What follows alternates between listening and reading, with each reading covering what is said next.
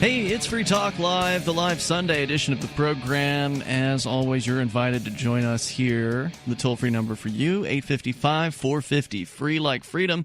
That's 855-450-3733. We have also the Discord on-air call-in line rooms over at discord.lrn.fm, so feel free to jump into one of those, and you will join us on the air and sound almost like you're sitting here in the studio with us. And tonight, in the studio, it's Ian, Richie Rich, and Mark. And of course, you can bring up whatever is on your mind as we do the live Sunday edition of the show. Richie, I think we're starting out with a story that you have about executioners. In Saudi Arabia. I imagine they're executing a lot of people over there. Isn't that the place you can get killed for, like, having a speck of marijuana? I think that was true from a few years ago. Yeah. The guy going through the airport had a little bit stuck to the bottom of his shoe. Yep. Yeah. Tell me more. Help wanted. Saudi Arabia is running out of executioners. Apparently, all those executions require more than they have. Saudi Arabia is preparing to decapitate so many people in 2019 that the kingdom is looking to hire 8 more executioners. Jeez. Wow. Who will be tasked with publicly lopping off convicts' heads with a giant, curved sword. I am glad to hear that they're having a difficult time finding people for this job, in the same way that many police departments in the United States are having a tough time finding new recruits. Absolutely. I long for the day that Saudi Arabia adopts European values and uses a straight sword to lop people's heads off. Or a big knife coming down from the top of a guillotine. Mm-hmm. The executioner's swords didn't have points on them because it was used for cutting heads off as opposed to not stabbing people. Human rights groups are outraged about the execution of 37 people in a single day last week. So this week, this article is a week old, so 2 weeks ago. Wow. Some of whom were murdered in extremely brutal ways. The heads of one victim was impaled on a spike, while another's headless body was crucified. One of the men who was executed, a member of the Shiite minority, was just 16 when he was arrested. He was charged of terrorism over messages he sent about a peaceful anti-government demonstration. That was another news article that I came across. 16-year-old, when he was arrested and then executed in the public square, like everybody else. And such great friends with the United States government. The kingdom is on track to set a new record this year as more than 170 people are set to be put to death in 2019, up from 150 last year. The country has carried out some 600 executions since 2014. Already, the kingdom has executed about 100 people this year. See, now this should fix it, right? Like, they just need to keep increasing the executions, and then people will stop committing crimes. This doesn't work that way. Well, and I'm gonna bring this up briefly because we talked about it a little bit at dinner. It's the Hoppian physical removal plan, right? If you just keep getting rid of the people you don't like, eventually they'll stop wanting to be there, and you'll have your almighty perfect society, right? You just get rid of the people you don't like. Except you probably will start disliking other people. Once the people you don't like are gone, then other people will show aspects to their personalities that, or whatever it is that you didn't like. You didn't know you didn't like about them, but now you don't like it about them. All of a sudden. Yeah.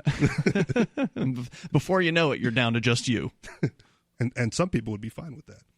According to a job posting on Saudi's civil service website, executioners will be tasked with carrying out the beheadings, but they also must be prepared to cut off extremities, like hands, a common punishment for some minor offenses. Wow. They still have that. Apparently they do. Eye for an eye.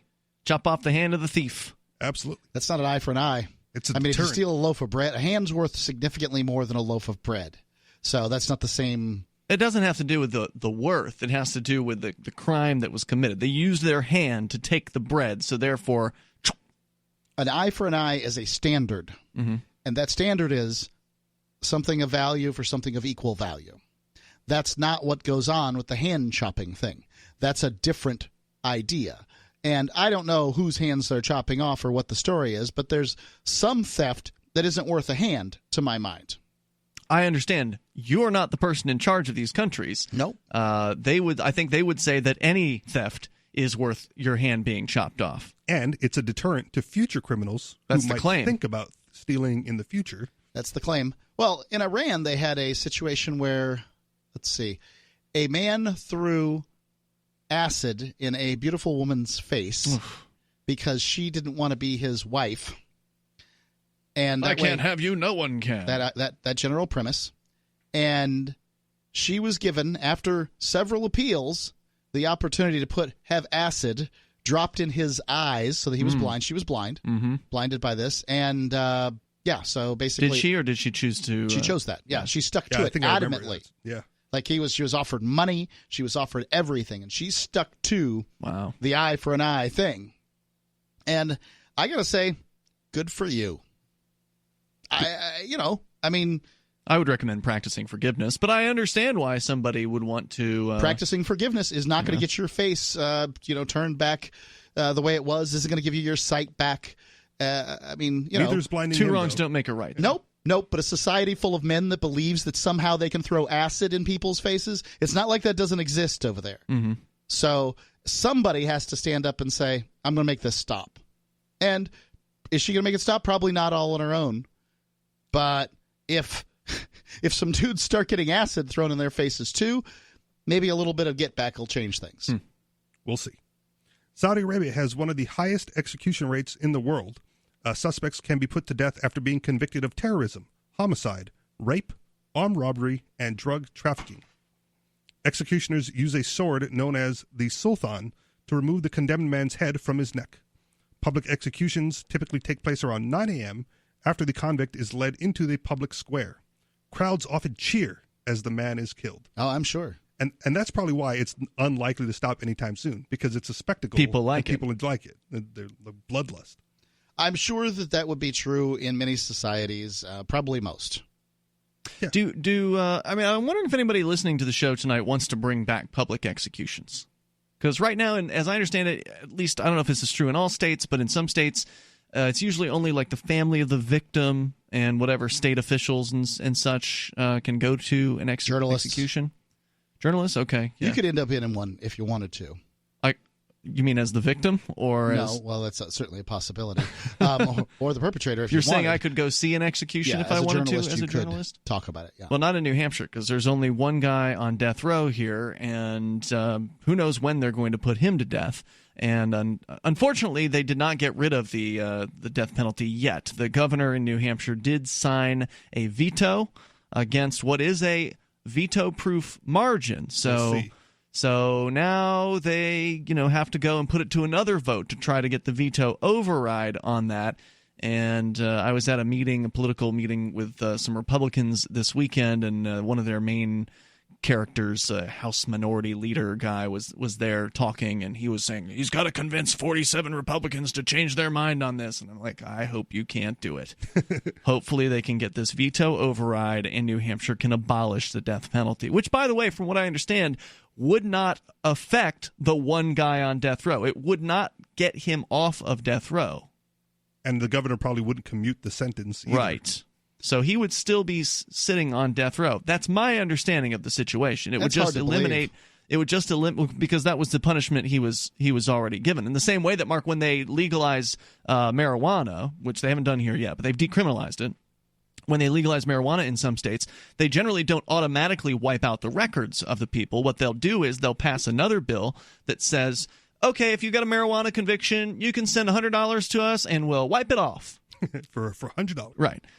So you don't automatically. I wish I had that opportunity. I mean, it would be nice if when the law changed that everybody who was convicted of that thing that was currently sitting in a prison cell would automatically be exonerated and let out. But just the fact that you've legalized something or ended a certain punishment doesn't necessarily mean that it will affect the people who are they've already been sentenced to that punishment under the previous regime, and so there has to be some sort of special provision made for those people, and I don't think the proposal in New Hampshire makes that provision. I wonder if you could get your strike back if you're in a 3-strike state.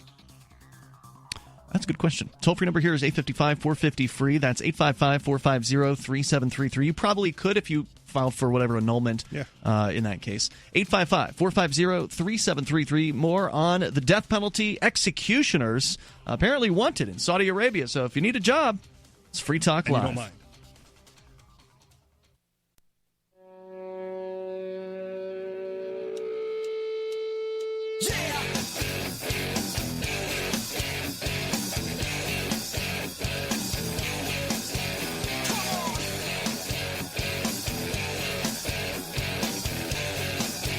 It's Free Talk Live.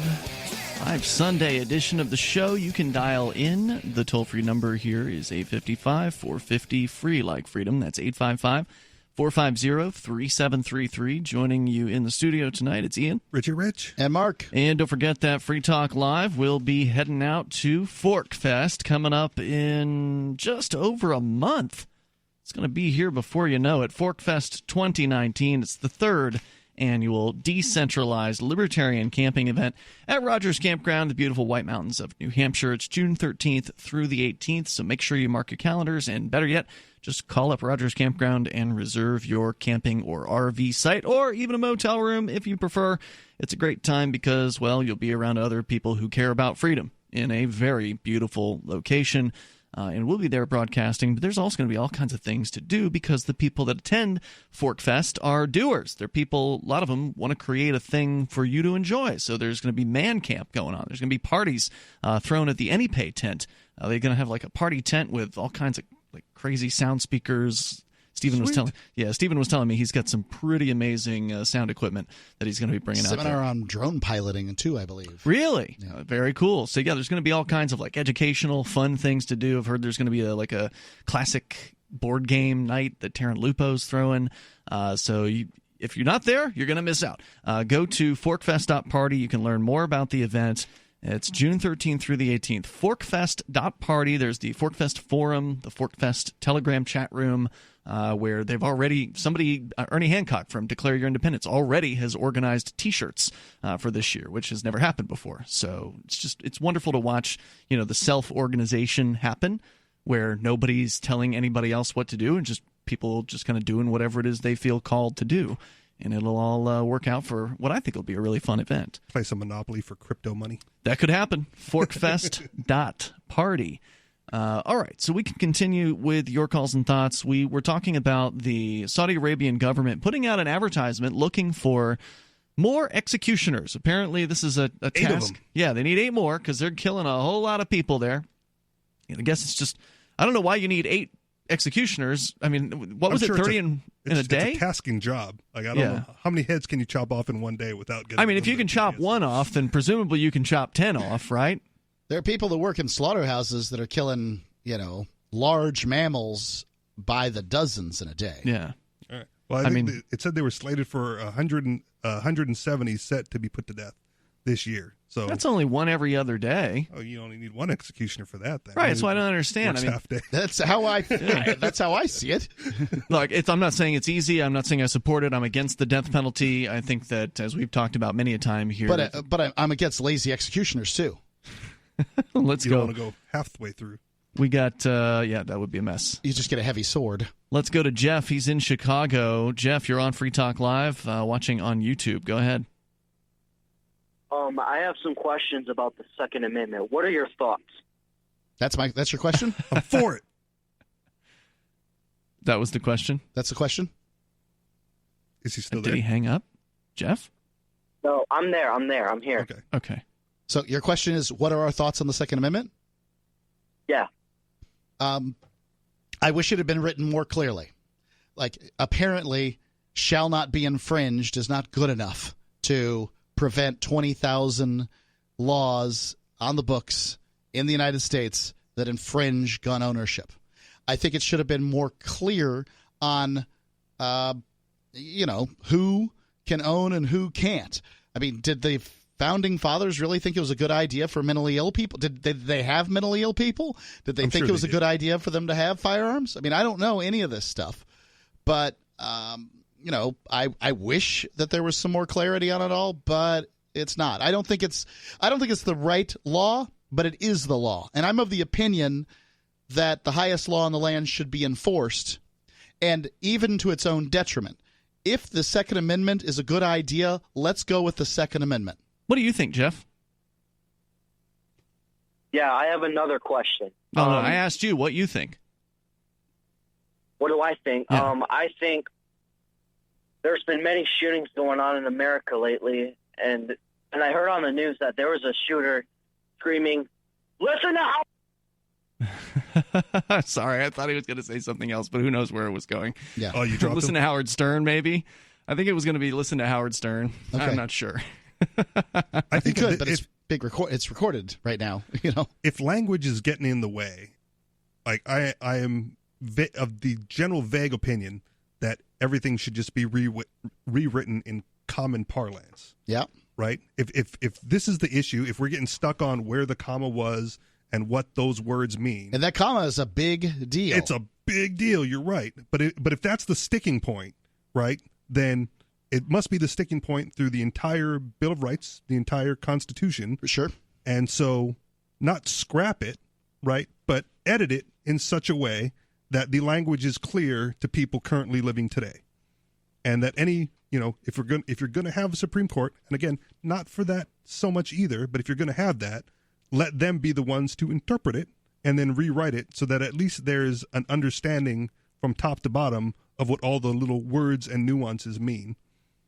They don't seem to have any interest in that. The Supreme Court has used terminology like, what did Kennedy say? I don't remember exactly, but something to the effect of this interpretation of this law is no longer appropriate for modern-day Americans. So reinterpret it and rewrite it so that everyone has an understanding of what they're saying. But, I mean, laws are words. They're not. It's not about interpretation. It's about what's written down. And so, I mean, like, let's just go ahead and write this stuff. But everybody knows it's too cumbersome. The opportunity to have a constitutional convention is written right into the Constitution. Sure. But it's never happened. 3/4 of the states. That's what you need, right? Right. I think they're very, very close to getting it for term limits, but I think it's term limits that's working on getting a constitutional convention put together. If they have a convention, they can just rewrite the whole thing. Yes, but they would still have to get 3/4 of the states to approve it. Right, but the 3/4 of the states just has the convention. It's not for one specific purpose. It's like, we just open up the book and go at it. A constitutional convention will not – I mean, okay, so if we get together and write a constitution, the three of us, and then we just present it to the states, they're going to say, no thanks. Obviously. So that's what's going to happen to a constitution. A constitutional convention doesn't mean the Constitution gets rewritten. The Constitution is in the Constitution until it's voted on. Sure. Right, but they rewrite it at the convention. Right. But that's meaningless until all the states vote on it, Ian. Okay, but first they have to vote to have the convention. Well, then they got to rewrite the thing. Do they have to vote to have the convention? Because I remember vaguely, again, about someone organizing a con like within the last decade or so, just trying to get representatives from each state to show up to a meeting to do something. That was We the People who put together. Okay, well, there you go. Yeah, they put together their own con that everybody What happened ignored. to those guys? They probably got tired of losing. This is the thing. I don't think you can retrofit the state, ladies and gentlemen. I think this just needs to be abolished. Forget about the federal government. New Hampshire's got a pretty good one. They actually added it later. It was 1982 when they added Article 2A, the bearing of arms. All persons have the right to keep and bear arms in defense of themselves, their families, their property, and the state. So in 1982, it was illegal for a convicted felon to bear arms. Why would they have made a law that says for all persons? This is Free Talk Live. More coming up. Free Talk Live has found that though U.S. financial institutions are prohibited from doing business with foreign gambling websites, it's not illegal for U.S.-based internet users to gamble on those sites. People have been using VPNs or virtual private networks to connect to sites like games.bitcoin.com and play games with Bitcoin Cash. Games.bitcoin.com features poker, blackjack, roulette, craps, keno, slots, and dice. You can conduct your own investigation at games.bitcoin.com.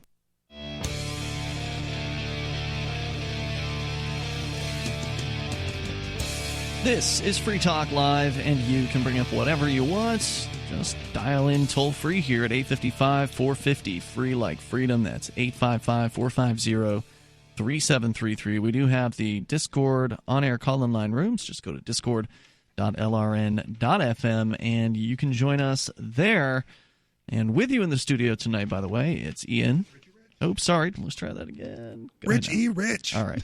And Mark. And also, if you are somebody who is in the retail world, if you are a manager, maybe an owner of a retail establishment, you want to start taking cryptocurrency at the point of sale It is so easy to do it. All you have to do is go to helpmetakebitcoin.com, and the good folks over at AnyPay.global are going to help you take Bitcoin and other cryptos, because it's not just Bitcoin out there. There's other great stuff like Dash and Zcash and Bitcoin Cash and others. In fact, I was just reading the AnyPay Telegram chat today that they have, which is open to anybody who's got questions about AnyPay.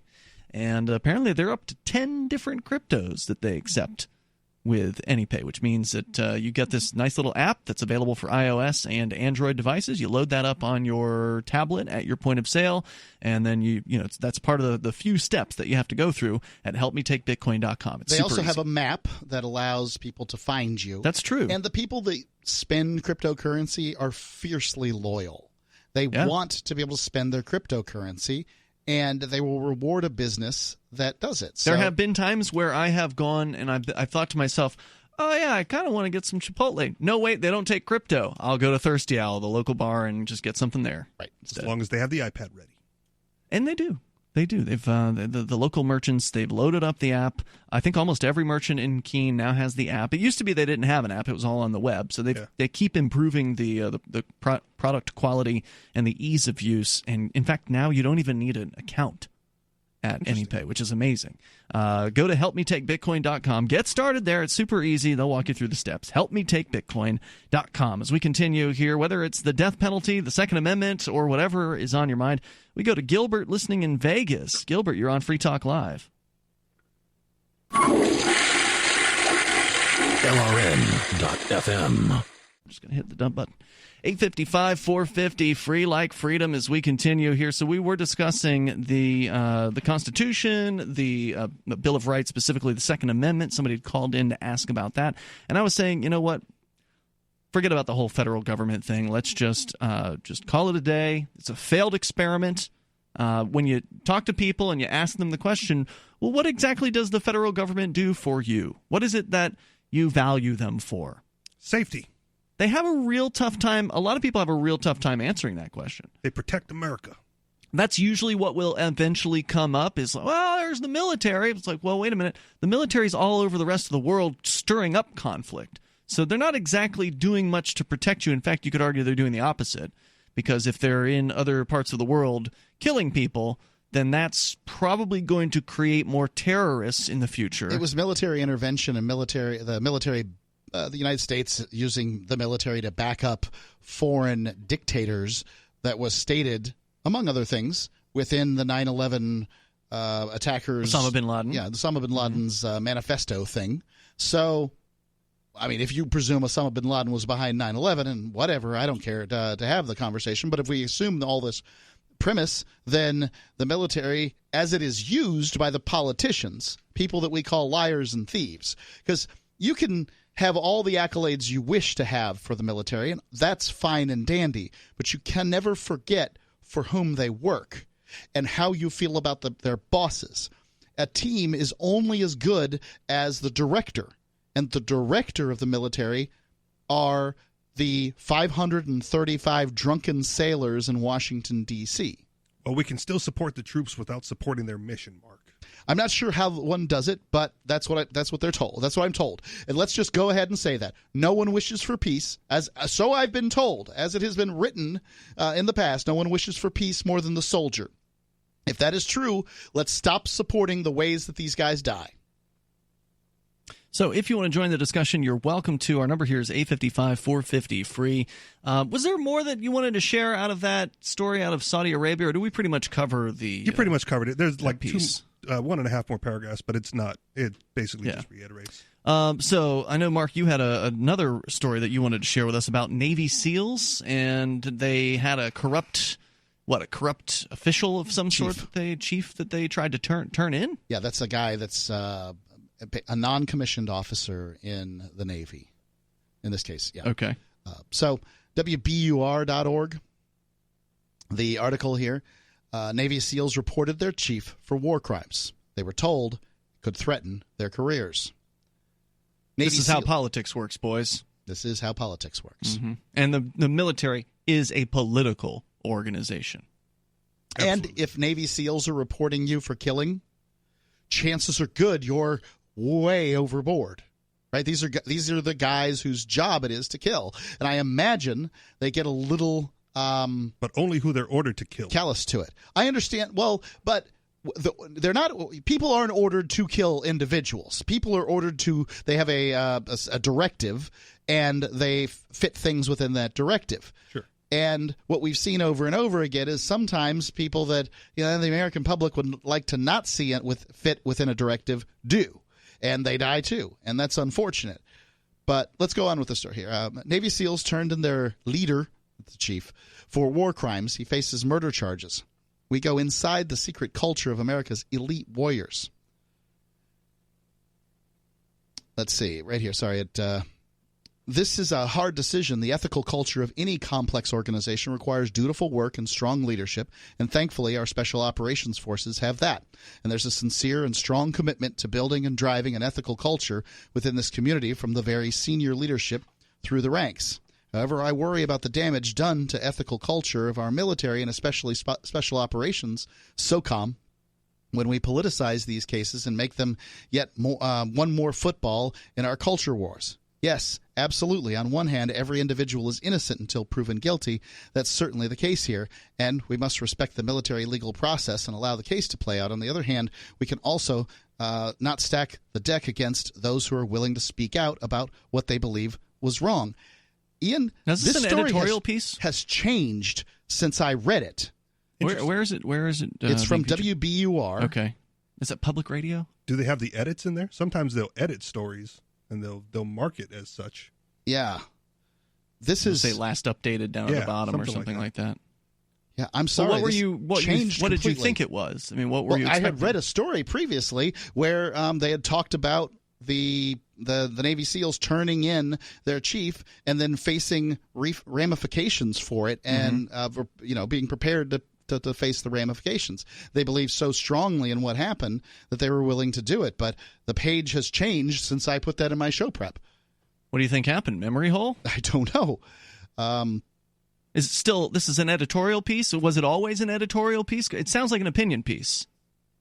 The way you're reading it. But that's what it is now, right? Yes. It sounds like okay. Like somebody's comments have been popped in on it. It says here, I just found another story on it. Fox News, President Trump on Saturday announced that Navy SEALs Eddie Gallagher, accused of war crimes in Iraq, will be moved to less restricted confinement, apparently in response to a push by Republican lawmakers advocating for Gallagher. In honor of his past service support war crimes to our country, Navy SEAL Eddie Gallagher will be moved to a less restrictive confinement while he waits his day in court. Process should move quickly, Trump said. I wonder if they have to take one of those ethical questionnaires before they get the job. Would you turn in your Navy commander if you found out that he was committing war crimes? And then if you check yes on the box, then you don't get it. Usually the military is good about sounding like pretending they're for these things. They you don't have to obey an unlawful order. Well, we're shocked and appalled at this. How does somebody know that whether they're dealing with a lawful order or not? Well, did they get the order from the commanding officer? Right. It's a lawful order. Right. Gallagher, who's facing premeditated murder and aggravated assault charges stemming from the alleged killing of an injured ISIS prisoner and alleged instances of him intentionally firing sniper rounds at civilians. Whoa. He spent 6 months of detention at the Naval Consolidated Brig in Miramar. Trump's tweets come amid a growing push from Republican lawmakers for better treatment for Gallagher. Well, it's definitely true that people who are accused of a crime should not be treated particularly poorly, so I'll agree with that much. But the toll-free number here is 855-450-FREE. That's 855-450-3733. It's Free Talk Live.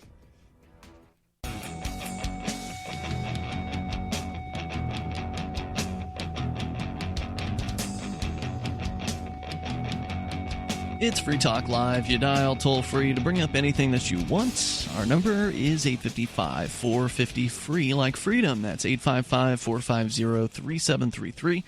And we have the Discord on-air call-in line rooms at discord.lrn.fm. Hop into one of those. We'll jump you on the air here, and you'll sound like you're sitting here in the studio with us tonight. It's Ian. Richie Rich. And Mark. And also want to make sure that you know about Bitcoin.com. It is the premier site for everything Bitcoin Cash related. Bitcoin.com can help you choose a Bitcoin Cash wallet, buy some Bitcoin Cash, show you where you can spend your Bitcoin Cash. You can also read the latest news or engage with the community on their forum. Plus, you can play games with your Bitcoin Cash through Bitcoin.com. That's Bitcoin.com.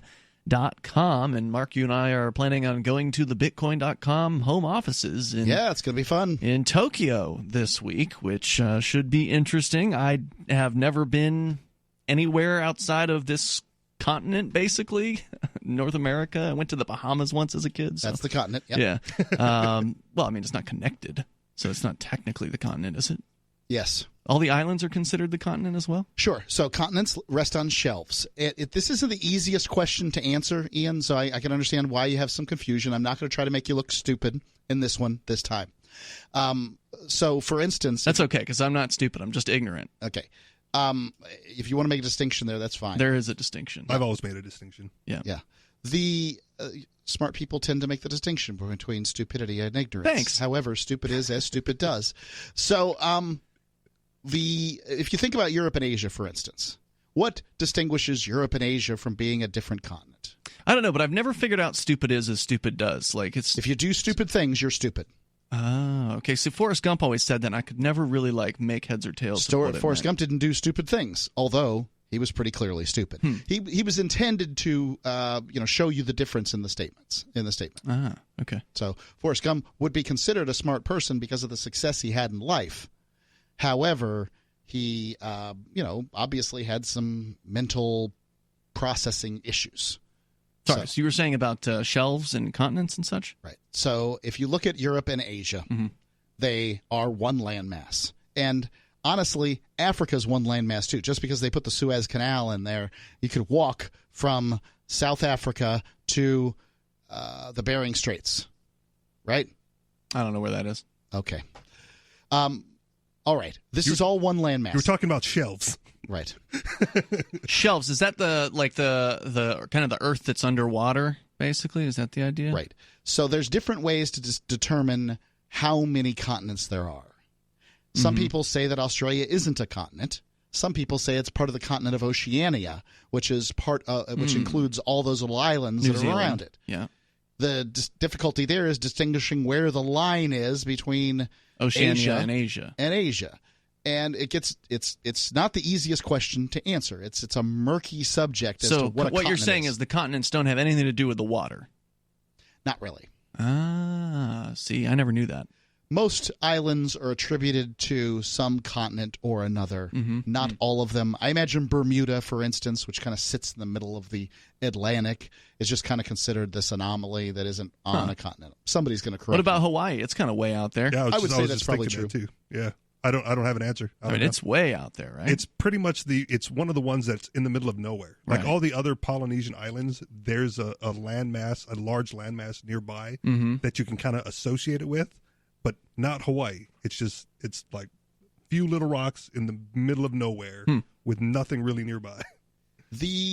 So some people will say there's as few as 3 continents, and some people will say there's quite a few, more than 12. So the people that say 3, they're putting Asia together with Europe since it's all contiguous, basically? Afro-Eurasia, the Americas, America. So all of North and South America together. It's attached, right? So America and Antarctica. Wow. Those are the 3 continents. Keep it simple. By those people's standards. And then Australia is just an island. Okay. All right. Interesting. So if you want to join us here, the toll-free number is 855-450-FREE.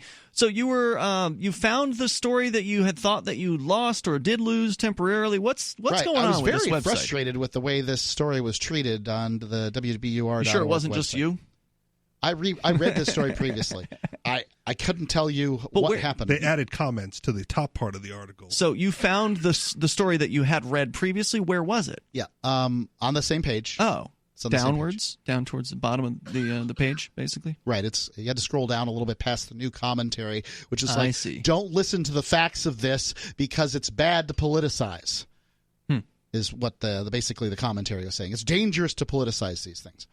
From the New York Times, Navy SEALs were warned against reporting their chief for war crimes, stabbing a defenseless teenage captive to death, picking off a school-age girl and an old man with from a sniper's roost, indiscriminately spraying neighborhoods with rockets and machine gun fire. Navy SEAL commandos from Team 7's Alpha Platoon said they'd seen their highly decorated platoon chief commit shocking acts in Iraq, and they had spoken up. repeatedly. But the frustration grew as months passed and nothing happened. They saw no sign of official action. Tired of being brushed off, 7 members of the platoon called a private meeting with their troop commander in March 2018, naval base in Coronado. So you said it was the chief who was the psycho? Right. So he's just above the troops, but not above the commander. He's enlisted, is my understanding is what a chief is. I don't think he's a warrant officer, which is a sort of middle thing in between in the Navy. It's only in the Navy. So what they did is they went to the commander, the officers, to talk about this guy and had a secret meeting. Who's sorry, I'm not familiar with structure either. He's he's above the chief, the guy they had the meeting with. The commander, yes. Yeah. So okay. Officers are gentlemen. Sure. Enlisted men are the dregs of humanity.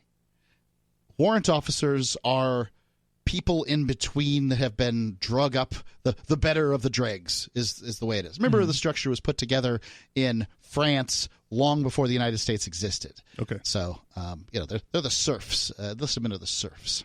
So they went above their commander's head to have this secret He's not a commander. Okay. You wouldn't use that terminology to describe a chief. Okay. So he's just a head enlisted man. Got it. But he still can command them because he's above them. Yes, but you wouldn't use the term commander. Okay. Commander is a rank, Okay, in the Navy. That is an officer. Tired of being brushed off, 7 members of the platoon called a private meeting. Going on. The New York Times said they gave him the commander, the bloody details and asked for a formal investigation. But instead of launching an investigation that day, the troop commander and his senior enlisted aide, both longtime comrades of the accused platoon leader, Special Operations Chief Edward Gallagher, warned the 7 platoon members that speaking out could cost them and their careers, and others their careers, according to the report. A motion filed Tuesday in California. This goes on. This is another report from the Navy Times on it. Tuesday in California threatens to derail the entire war crimes case against Special Warfare Operator Chief Edward Gallagher, drafted by Gallagher's civilian defense attorney. It paints a portrait of stonewalling prosecutors refusing to turn over evidence that could clear the embattled chief and a federal cop who allegedly went rogue by cherry-picking witnesses and statements to salvage a rickety case. Rather than conduct a proper investigation in search of the truth, the agent began with a predetermined conclusion and went about finding evidence to support that conclusion while ignoring or suppressing anything that conflicted with the narrative. So you've got 7 guys, 7 Navy SEALs, right? These were the SEALs, who saw this psychopath shooting at children, was it? With a sniper rifle? A variety of things, but a young girl was shot. Yeah. Shooting at innocent civilians with a sniper rifle, among other things. Firing rockets into neighborhoods. They went to they went to their higher-ups, reported it, and they were basically told, look, just keep quiet or else. Right. This will mark a sea change in the Sea Service's clandestine and close-knit cadre of SEALs, a secretive and elite military force that rarely testifies against each other, especially in war crimes probes, attracting an international audience. But Gallagher faces a long line of SEALs prepared to provide damning testimony under oath against him. One of the members of Gallagher's unit, Alpha Platoon. So they pressed ahead, even though the commander guy said, "All right, we're going to ruin your career if you don't stop this. You're going to get in trouble." They kept ahead. They kept Part of going. me thinks he must have done something else to them, right? Because if they're always lining up rank and file, he must. And I would say that based on some of the WikiLeaks videos, that this doesn't seem not uncommon. Not uncommon. That he must have done something to them outside of that offended them more greatly than just shooting children.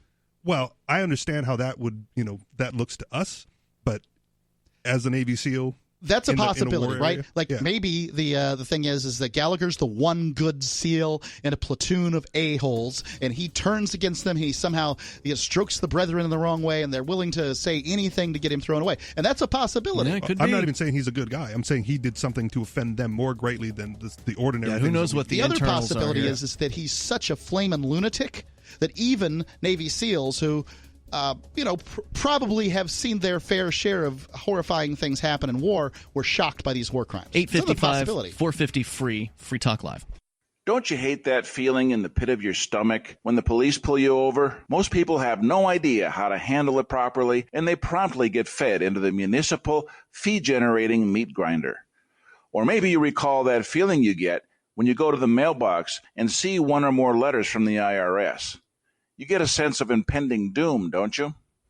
So let me ask you, if you could learn how to use the law to beat the IRS, traffic tickets, almost any courtroom scenario, collectors, credit card debt, and even mortgage debt because of fraud perpetrated against you, would that be worth knowing about? Don't laugh. Investigate. Check out the life-changing benefits of the Lighthouse Law Club at their website, lighthouselaw.club. That's lighthouselawclub. And while you're at it, visit the Lighthouse Law Club YouTube channel. You might be in for a pleasant surprise.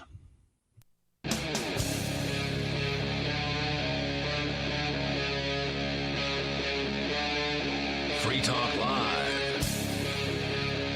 It is Free Talk Live. We're launching into the second hour of the show, live Sunday edition. You can take control of the airwaves. Our toll-free number is 855-450-FREE, talking about some corruption within the military. And, just some has been revealed. I'm sure there is a bunch more that has never been shown the light of day.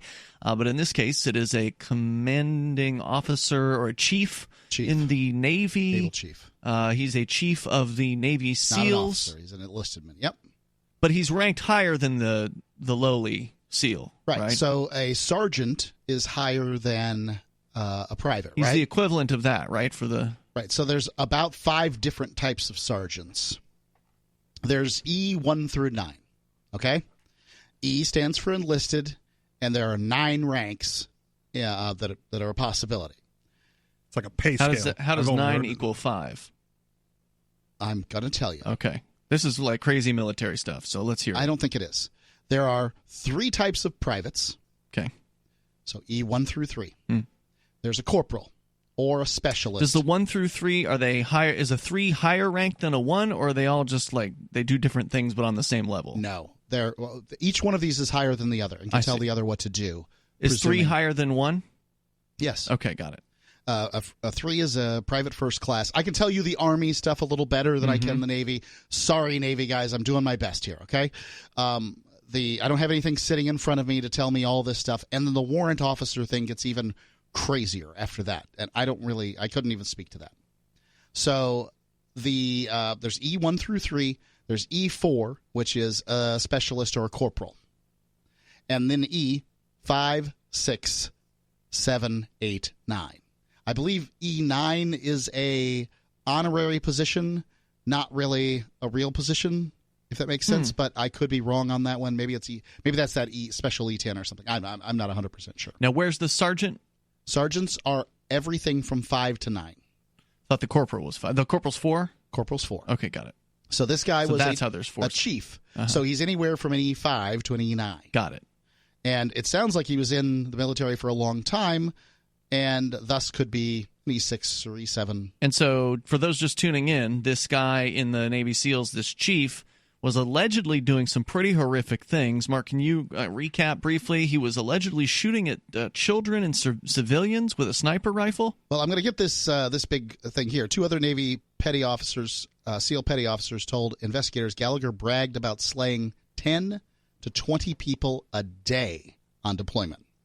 So that's a pretty bold claim. Now, obviously, he's not saying I killed innocents and civilians, but that's what several of the Navy SEALs, a large handful of Navy SEAL commandos from Team 7's Alpha Platoon said that they saw their highly decorated platoon chief commit shocking acts in Iraq. They spoke up immediately.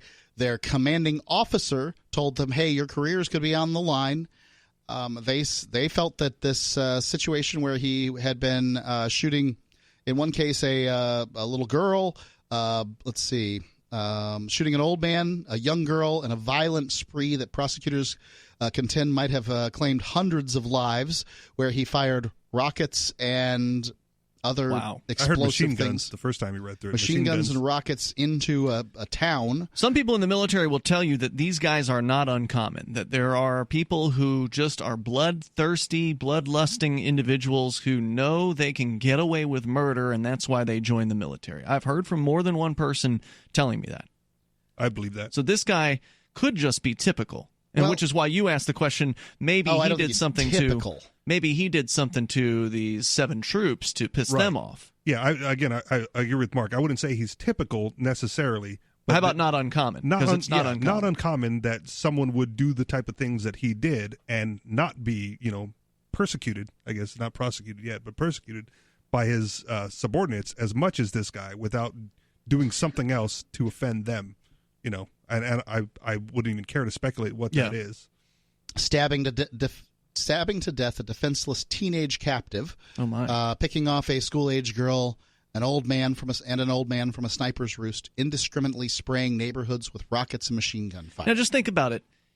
These guys were working with this guy for whatever period of time, long enough to come up with this laundry list of things that he had. They never stepped in to grab him and put him in handcuffs and say, "Whoa, you can't be stabbing that teenager to death. Hey, buddy, stop." As soon as he makes the first step, "Whoa, we didn't think you were serious about that. Whoa, hold him back." As he's firing rockets into a neighborhood. I mean, they just stood there and just let him do it.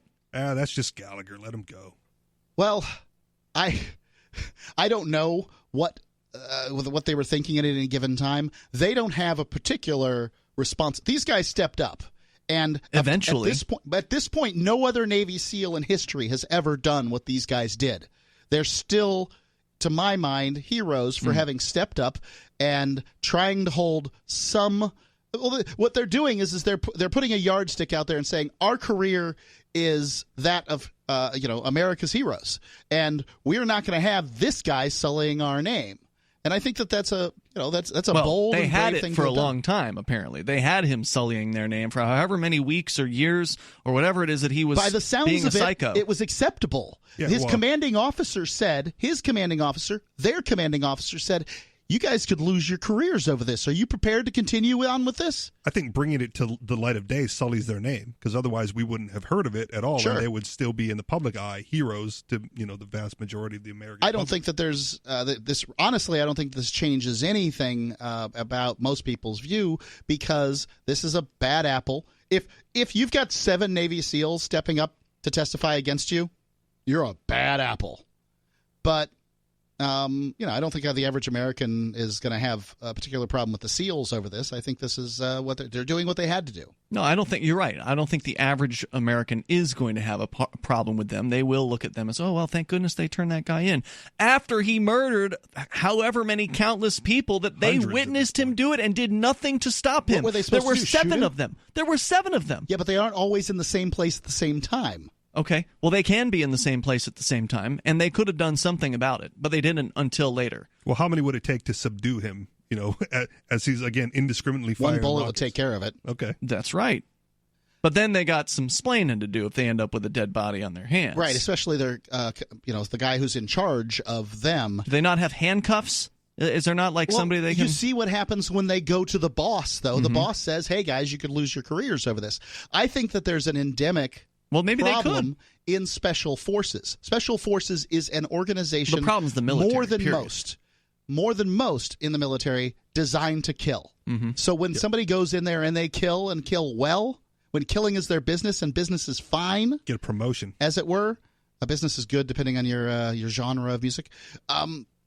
Then there's the expectation that people are just going to kill. Well, sorry, you shouldn't have messed with the SEALs. You should have just done whatever.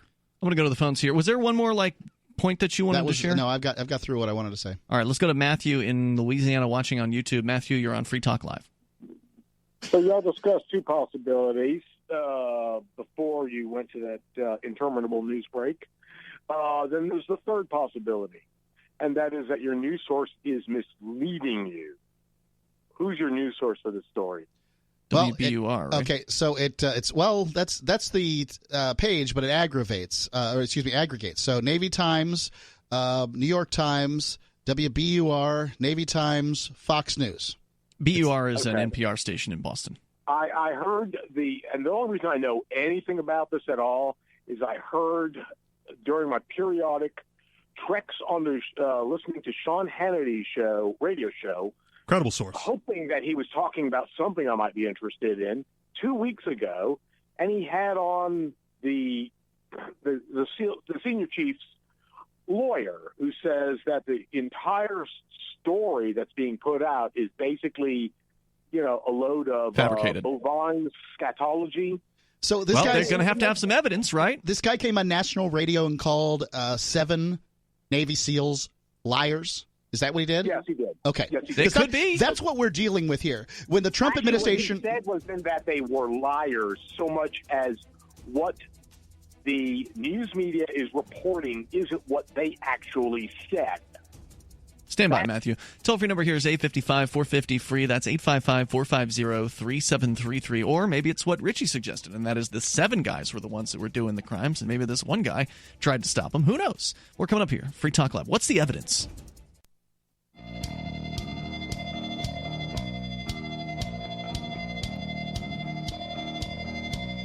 Free Talk Live. Dial toll-free. Join us here. The number is 855-450-FREE like freedom. That's 855-450-3733. We do have the Discord on-air call-in line rooms. You can join those over at discord.lrn.fm. And here in the studio tonight, it's Ian. Richard Rich. and Mark. All right, let's continue here. Our caller actually, unfortunately, dropped off the line there. We were talking about this conflict between 7 Navy SEALs and their chief. They are That's the best term to go with. Saying that he is a psycho who is killing innocents, murdering them with knives, hundreds, sniper rifles, and now his lawyer saying, "Nuh-uh, wasn't me." Hannity. Yeah, I didn't do it. At least that's what our last caller said. Unfortunately, he dropped off the line. But, of course, it does lead to the question of, well, what is the evidence? I mean, these 7 guys saying something isn't necessarily evidence, right? It could be a conspiracy against the chief. Yeah. I don't know that you can, as the media, propose to get the evidence. The evidence is the testimony of 7 Navy SEALs. Unfortunately, that's it. It's testimony. Who served, quote unquote, with this man for years and saw how he behaved. So to call 7 Navy SEALs liars and 1 Navy SEAL an innocent man besmirched by the system could be true. It could be true. Just because a bunch of women come out and say Bill Cosby raped me doesn't necessarily mean that it was true. Well, in Bill Cosby's case, I don't know what happened. I presume if enough people, that to me it's the preponderance of the evidence when more people come and more people come. But how is it evidence if someone says a thing? That's not real evidence. Yes, it is. That is evidence. It's testimony is evidence. Unfortunate evidence. It may not be hard evidence like you want to see. Well, right. Witness testimony evidence. is notoriously unreliable. You know whether you went to Bill Cosby's house. Mm-hmm. It's not like they ended up at somebody else's house getting molested by somebody else.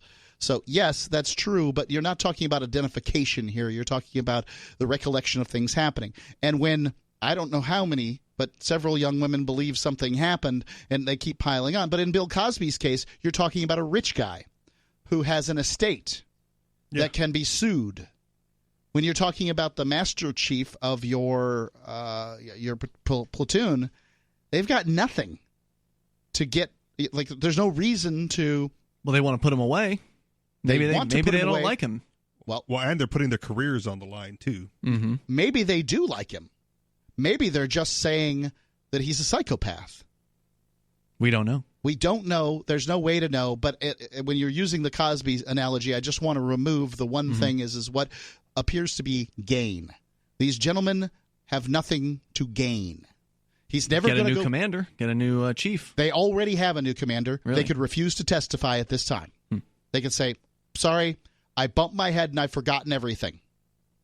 But they continue on. They've already got their new commander. If they want a new commander, they've already got it. They could have got this guy ousted. They could have done a variety of things to get away. They chose not to do that. I presume they're putting their careers on the line. These guys are not going to move forward. They've now testified against somebody who's in charge of them. I said I keep saying commanding officer. It's just not accurate. Chief. Yeah, they're testified against their chief. They are not going higher. This guy was decorated and decorated and decorated while being in charge of these guys. They know that they are basically giving it all up by testifying. They not only don't have gain, there's loss in what they're doing. Let's talk to Larry. He's in Louisiana. Larry, where are you, by the way, in Louisiana tonight? Larry in Louisiana, listening on the radio somewhere. Hello, Larry. Going once. Larry going twice. Well, we're going to put Larry back on hold. Maybe there's a technical difficulty on his end. We will check back with him maybe after the board op, sees if he's actually still on the line. So because they're losing, you generally believe their testimony. Like as you read the article and we discuss it. Yeah, my general belief is that they are doing it. There's certainly a percentage of people who end up in special force, and a percentage of people who end up in the military because they want to kill. Sure. All right? What percentage, though? I don't know, but I've met them. I've heard it's fairly high. I don't know. I wouldn't propose to know. Yeah. Everybody I say in the military that has been in the military basically says that it's more or less people who didn't have anything to do after high school. Yeah. So my close friend joined, I think it was Air Force, basically because he needed to get out of his little podunk hometown and was tired of managing Taco Bell. Right. So there's a percentage, and I would presume that percentage is relatively low. I would hope it is in the low single digits of people who go into the military to kill. Of those people that go in to kill, I would think if they are sufficiently motivated that motivation would get them through the special operations school, which is difficult and large part made for people who have to kill. So, if you're passionate about your job, you're gonna do better. And so I would think that, there's some people that are in special forces that are there to kill. I think there are also some people that have seen enough of it and only want to see the people killed that deserve killing. Well, and then who makes that determination? The politicians. Each person for themselves. No, the politicians do with the military. Politicians don't stand there. And then they tell them what to do, and the military people do it. Otherwise, they go to the brig. Now, they do make the determination of whether or not to follow the orders. So they do have the choice to not follow what they consider to be bad orders, but then the whole military is going to turn against them, and they're going to be on the outs. Politicians send the troops into places they shouldn't be. And then politicians give orders, like these broad arching orders, as far as operations go and when they're supposed to shoot and when they're not. But that's where they stop. The troops themselves determine whether or not to shoot, the little girl, the old man. The little girl, the old man, and things like that. In some cases, I can see it. In some cases, the little girl and the old man needs a shooting. But, you probably shouldn't have been there in the first place. If you're in somebody else's land shooting them, you're probably the invader, not the defender. And this is the Department of Defense we're talking about. Well, that's what I'm telling you. These soldiers will go over into other people's lands, and they will kill people who they don't know. On the say-so of politicians, the politicians tell their commanding officers, and the commanding officers tell them. It's very rare that a soldier will deny those orders. It's very rare that a soldier will say, you know what, it's against my beliefs of the Constitution to go outside of the United States in any way, shape, or form, so therefore everything that you've ordered me to do is unconstitutional. I will be refusing to follow those orders. Almost never do you hear about those soldiers. I don't disagree with the statement you're making.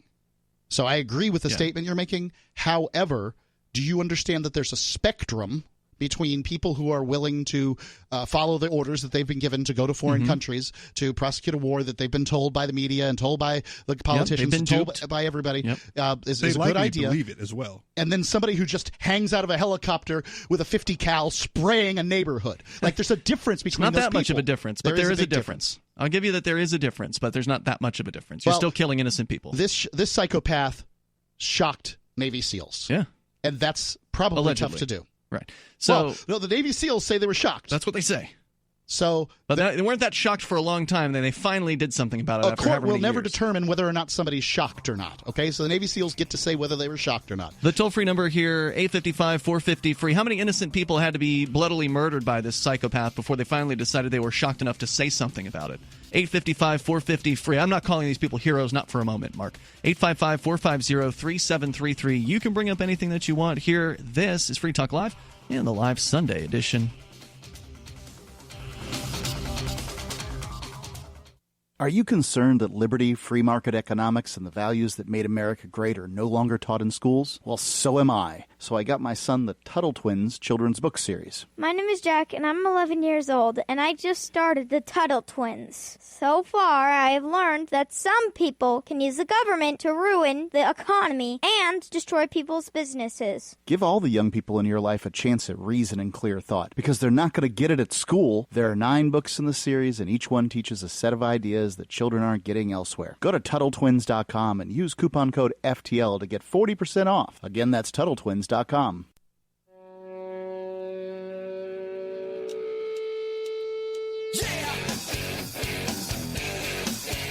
This is Free Talk Live, and you can take control of the airwaves by dialing toll-free. The live Sunday edition continues here. Our number is 855-450, free like freedom. That's 855-450-3733. We've got the Discord on-air call-in line rooms. They're open and available to you over at discord.lrn.fm. As we continue here with you in the studio tonight, it's Ian. Richard Rich. And Mark. Let's go to the phones to the fun. Sarah is in New Mexico. You're on Free Talk Live. Hello, Sarah.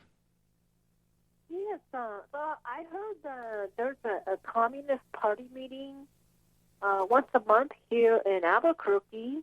Supposed to unite. So who buys the donuts? What? Who buys the donuts? Everyone. I have never went there before, so I have no idea what they have.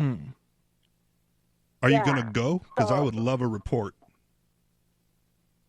I would like to go, but it might be in the evenings.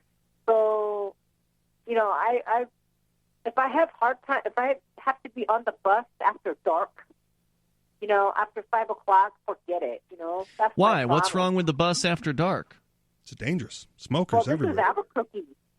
This is Albuquerque, man. Get a gun. What's happened to you? Wait. What has something happened to you on the bus? Side of town. No, if you run around after dark, it's all kinds of stuff happens. All the it's real dangerous after dark. Okay, but what has happened to you? Has there been one specific thing that has occurred to you that has made it so you don't want to go out after dark on a bus? What has happened to me? Yeah. Happened to me. Well, I don't. Well, the thing is that the men, they think that you're wandering around trying to look for sex because you're horny or. Oh, you're getting proposition. Wait. You're getting proposition? Men are asking you to have sex with them? They harass you. They could just rape you at the bus stop. Well, now, wait a minute. That's pretty unlikely, isn't it? A bus stop rape? I mean, that's like right by the side of the road. I'm going to take Sarah's side for a little bit, just for a minute, because I think this is a weird thing to say, but I think this is where your patriarchy is showing. Mine? Yeah, in general, right? Like me, you, Mark, most men, we can walk down the street without fear of anything bad happening to us. And I think if you were to poll men versus women, more women will say that, yes, they walk down the street with fear of something bad, and it's just a thing. So Sarah has a thing where she fears being out late at night, and I want to say that is a feminine trait. Is it rational? I don't think it's rational. I don't know that rationality comes into it. Humans aren't very good at statistical likelihoods. But I will say this, Sarah, what do you think about the saying that God made man and Sam Colt made him equal? What should have known who Sam Colt is. God made man, Sam Colt, the first guy who made a handgun, basically, automatic wheel gun, made them equal. What they're saying is that a 11-year-old girl can protect themselves against Mike Tyson if they have a handgun. Just cover your ears. No, I do not want to be bothered with it. A lot of people have suggested that. They told me that I need to get a gun, especially out here in Albuquerque. But I choose not to do it. I just carry a pepper spray. But you know what? Okay, well, that's something. You guys live in New Hampshire, so okay? And they have different laws when you just can't be at the bus stop and grab woman's butt and talk filthy. Well, they do Has that that all happened the to time you? here. I don't think you can do that here either. Wait. Has that happened to you? Have you had your buttocks touched or grabbed by somebody, a strange person at the bus stop? Well, I've always had a lot of alcoholics talk filthy, they talk nasty, and talk about sex and during daytime, morning, everything. The bus is not known for having the highest quality of person who rides the bus. Maybe somebody from the. If you were to experience that, right, would you be in fear at that moment? No, I'd find it amusing. Right, and I think that, again, poor choice of words on my part. That is a male response to that situation. Well, whether you're going Sarah, to show up to the Communist Party meeting early when it's still light. You can ask for a ride. And then demand the ride that you are owed by the rest of them on the way back. Because it's not their property. Right. The car's Just not their property. Better yet, just take the car.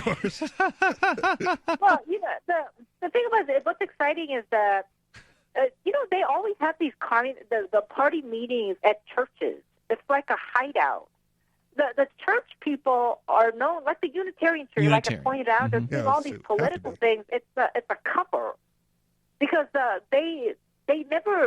churches never really are not known for doing revolutionary things. I thought communists were against the church as well. Decoy. No, they like the Unitarians. Okay. No, but I'm thinking that's why you ask how come there's a bunch of atheists that are left-wing political activists that are at a church. Well, that explains the reason. Yeah, Mark, you mentioned that, like a bunch of atheists and they're left-wing, like gun control Maybe activists. on a prior show. Yeah, you've talked about the Unitarians previously, Mark. Yeah, the Unitarians are a bunch of leftists. There's no doubt. I've been there. And aren't there some atheists? Oh, plenty of them. Yeah, at a Unitarian. That's what church. she's referring to. Yeah, Your I agree with it's a cover for the communists. Yeah, but that's exactly what I'm saying. Even in Russia, when they were planning for revolution, they were having all of the meetings at the church, before the Bolshevik revolutions. Because they would never, ever suspect that they would be having planning revolutions and organizing the meetings there.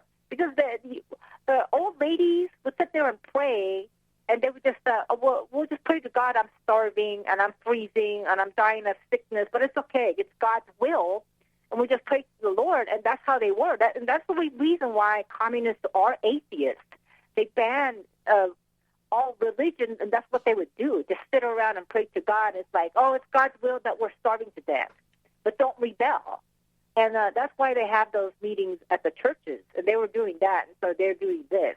I will agree that many, in fact, most major religions as they exist today were codified by those in power in order to prevent those out of power from revolting. I'm with you on that.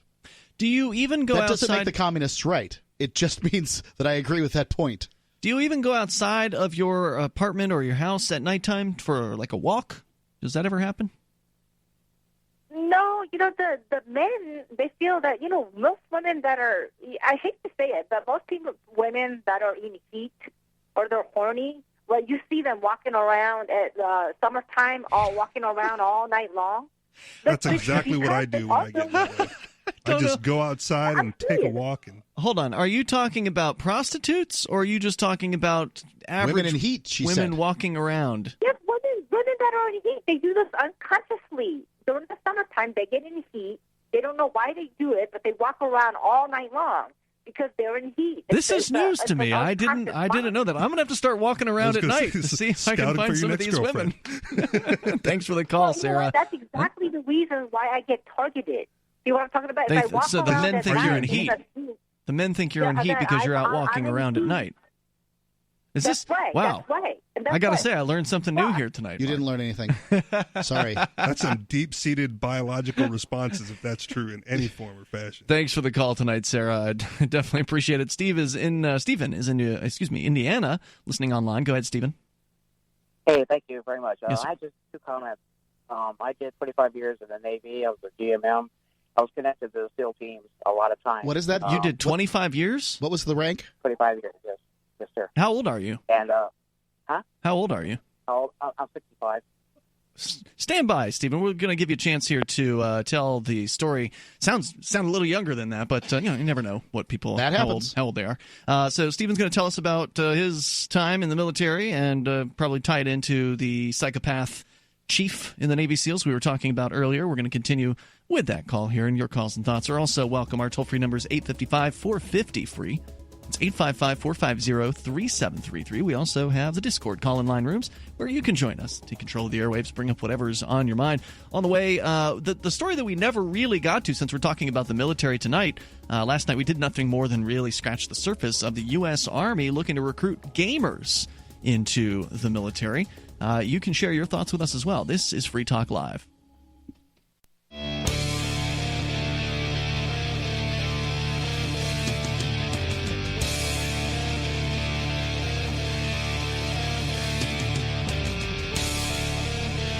Free Talk Live. Dial in, toll free, bring up whatever you want here. Our number is 855-450-FREE. Coming up, U.S. Army recruiting video gamers. That's not new, but it's a new approach by forming an esports team. With you in the studio tonight, it's Ian. Rich. And Mark. We also had the story earlier about the psychopath or alleged psychopath Navy SEAL chief who has been alleged by 7 of his underlings that he has been killing innocents, stabbing a teenager to death, shooting at peaceful, innocent people in these faraway lands, and they're trying to get him in trouble for it, and that's one of the things we've discussed here tonight. I think we've got Stephen on the line in Indiana who's got a comment. We're going to get right back into his call here, and also want to make sure that you know about Edge Wallet. Edge Wallet is the wallet that I use more than any other cryptocurrency wallet. I used it tonight to pay for my dinner. As a matter of fact, we were Richie, you and I were out at local burger here in Keene, and I paid with Dash through my Edge wallet. You can use Edge to buy, sell, trade, and securely hold your cryptocurrencies. They've got it for iOS and Android. You can go to the iOS or Android Play Store or App Store, and, of course, go to Edge's website, edge.app. Secure your freedom. You can store Bitcoin, Ethereum tokens, Bitcoin Cash, Monero, Dash, Ripple, Stellar, and many more. Go to edge.app and get your Edge wallet. As we go back to Stephen in Indiana. Stephen, you said you spent 25 years in the military. Go ahead with your comments. What branch was it? Okay. U.S. Navy. All right. Okay. Well, I just have 2 comments. I was a GMM, and I dealt with many SEAL teams, and they are elite, and they have their own petty officer clubs, and I had to deal with their ammunition, and every time they came back from their training or in the bush somewhere, they'd always say, "Oh man, I forgot to give the rounds expenditure." So it got so bad that I went to captain's mess, and I did 3 months because of their actions. You went where? I'm sorry. Can you back off your phone a little bit? It's distorting a little bit there. What did you say? Okay, I had to do messages for all the ammunition that they use on their training or whatever, and they'd always come back and say, "Oh man, I forgot." So you didn't know how many rounds they were expending during their training? Right, and then and then it got so bad that I had to go to captain's mess, and I was in the brig for 3 months. But I still couldn't make out what he said there. He had to do a what, and then he went to the brig? Accounting mess. I had to make out a message to send to where all the ammunition is documented. Okay. You were like covering for their bad information. Right. Yeah, all the rounds that they use. Crane, Indiana, I have to send a message to, but I can never do that because they never gave me the information. So I went to the brig for 3 months, got out. What was the reason? Sorry, what was the reason for sending you to the brig? I'm not following how their lack of information got you in trouble. Because they weren't giving me the ammunition, and they were thinking, "Hey, I'm not doing my job." Okay, so you were being held responsible for their lack of accounting. Oh yes. Okay. Yes, yeah. That's they want every account of every bullet, and then secondly, I would think I'm not a doctor or nothing, so I don't know always lunatic, but they have to look at how many tours you've done, in Afghanistan or Iraq, I mean, after a while, I think enough is enough. I think he needs mental health and put in a brig. Thank you for the call tonight, Stephen. Appreciate it. Terrible phone. Toll-free number here is 855-450-FREE. But more or less what the situation was is this guy's in charge of handing out ammunition. He hands out ammunition to SEAL teams. SEAL teams shoot a lot of ammunition. They also don't take it very seriously because they go through a lot of it. It's not valuable to them.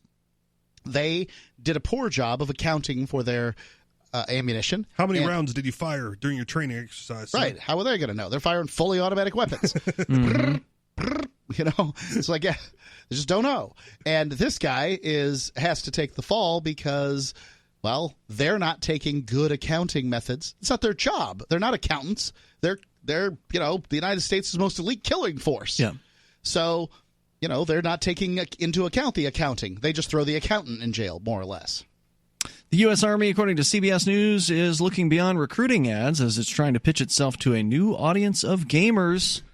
CBS News' Tony Duckupil went to a sold-out gaming convention in San Antonio where Major General Frank Muth, head of the Army's recruiting command, said he's looking for the next generation of American soldiers.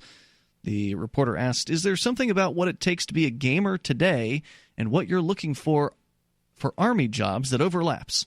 Muth says, yes, it's the decision-making. It's the ability to take in a lot of information quickly and the ability to make decisions. It's about teamwork, he says. Do I want the regular Doritos or the spicy nacho Doritos? Jolt Cola or Mountain Dew?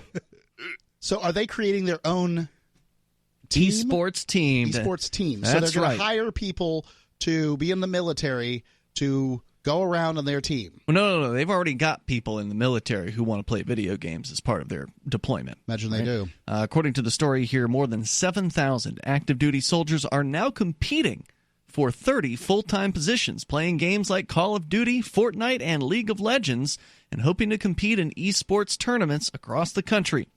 I wish I was born a millennial. Last year, when we didn't make mission, we went down to the recruiters and say, okay, what can we do different, Muth recalled, and they said, sir, first we got to get off the phones. Nobody picks it up anymore. That's probably Too many true. Spam calls. That's probably true. Well, it's also a thing with like millennials and I guess Gen Z probably as well, that they don't like talking on the phone. They just don't. Yeah. I converted to that. Like there was a period of time when I went, why would I spend all day texting you when I can wrap it up in a 2-minute phone call? Mm-hmm. And now I won't answer my phone. Really? Yep. So what changed for you? I don't know. I came around to the texting phenomenon at some point. Even though it's slower. Like I don't care to pick up the phone. Phone calls are part of my job. Me too. But I've come to the notion that at this point, I basically have to set appointments to talk to people on the phone. Mm-hmm. So they know it's me coming in and that kind of thing, as opposed to just picking up the phone and ringing somebody. It just doesn't work that well anymore. That got Muth thinking, game on. When he came up with is like an old-fashioned television ad tucked into the natural flow of the gaming environment. Muth said, quote, the guys talk all the time while they're playing the games, he said. Sergeant First Class Chris Jones is leading the new esports recruiting effort. He said a lot of what he does is explain that the Army isn't all boots and bullets. He said to the reporter as the two played games, quote, you could not be not only in the infantry, but you could be in cyber. We have microbiologists. We have all these different career fields that, that's why we're here to tell you about it. Now, of course, as we've heard from many a caller over the years, the Army recruiters will lie to you about the things that you could do. I mean, it may be true that you could do the things that they're talking about, but there's no guarantee that you will. Choice do those 1, things. esports player. Yeah. Choice 2, infantry. Yeah. Yeah. Well, so what will happen? I said this yesterday, and I'm going to say it again because I think this is important. Is that if you go into a recruiter's office saying, "All right, I'm here to sign up. Where are you going to put me?" Then Well, they'll say, all right, son, well, what would you like to do? I'd like to do watercolor painting, I'd like to play the French horn, or, the last possibility, I suppose you could make me sleep in a hole, wet hole with everybody else in the infantry. Well, there's not a lot of jobs in the military for esports, watercolors, and French horn players, but there's a lot of them for people to sleep in wet holes in the infantry. More meat for the grinder. Yeah, what you said yesterday, though, was that you could somehow negotiate this. You can. Is that really true, or is that just what you believe? Because I just don't buy it. I've spoken to somebody who did. Really? And what he did was say, I want this job. He wanted to he cares about weather. Mm-hmm. He wanted to be a meteorologist. Yeah. He said, I will be a meteorologist. Well, we don't have any openings for meteorologists. I'm not signing up for anything else. Well, we don't have any openings for meteorologists. How about you just sign up for meteorologists? If we get an opening, I'll pop you in. No. I will wait until you have a meteorologist opening. And he did. And he just waited and waited and then waited several months, and then he got the opening, and off he went. Really? Well, even if there's an opening, though, wouldn't he be competing with other people who wanted to fill that position? Good question. Not if if that was his only position that he's willing to take. If you sign a piece of You're saying they can write it on the contract that they will they only can write accept anything the on thing? the contract. It's a contract. Yeah. Well, it doesn't. You don't have but to it's sign with the one that military. they They give can you. break the contract anytime they want. I don't trust those people, and you shouldn't either. I don't. The toll-free number is 855-450-FREE. That's 855-450-3733. I spoke to him. He went and became a meteorologist. It's amazing. Amazing story. It's not very common. 855-450-3733. But I guess if they're that desperate for you. But he says it's not common. Well, is there anybody else that has that story? Would love to hear about it. You can bring up whatever you want here. Was this Renee's old friend? Yes. Okay. We're coming up here. This is Free Talk Live. Would you like to hang out with Penn Jillette? He's keynoting Freedom Fest this year. I, for one, am thrilled. Freedom Fest is the largest liberty-oriented gathering in the world. They take a Big Ten approach with libertarians, conservatives, liberals, anarchists, capitalists, and just open-minded people mingling together to hear real debates, share real solutions, and converse freely. This year's theme is the Wild West, a time of liberty and opportunity, or a time of anarchy and violence. Maybe both. Go to freedomfest.com/FTL and get your tickets now. freedomfest.com/FTL. Not convinced yet? Hey, I understand. It's a high-end event. Even with coupon code FTL50. Sure, you're likely to receive investment advice that'll make that sum seem paltry, but I have something special for you. Go to freedomfest.com/FTL and you'll get the 5 best speeches from last year for free. Call it a test drive. Do yourself a favor and go to freedomfest.com/FTL. freedomfest.com/FTL. Use coupon code FTL50 for a discount.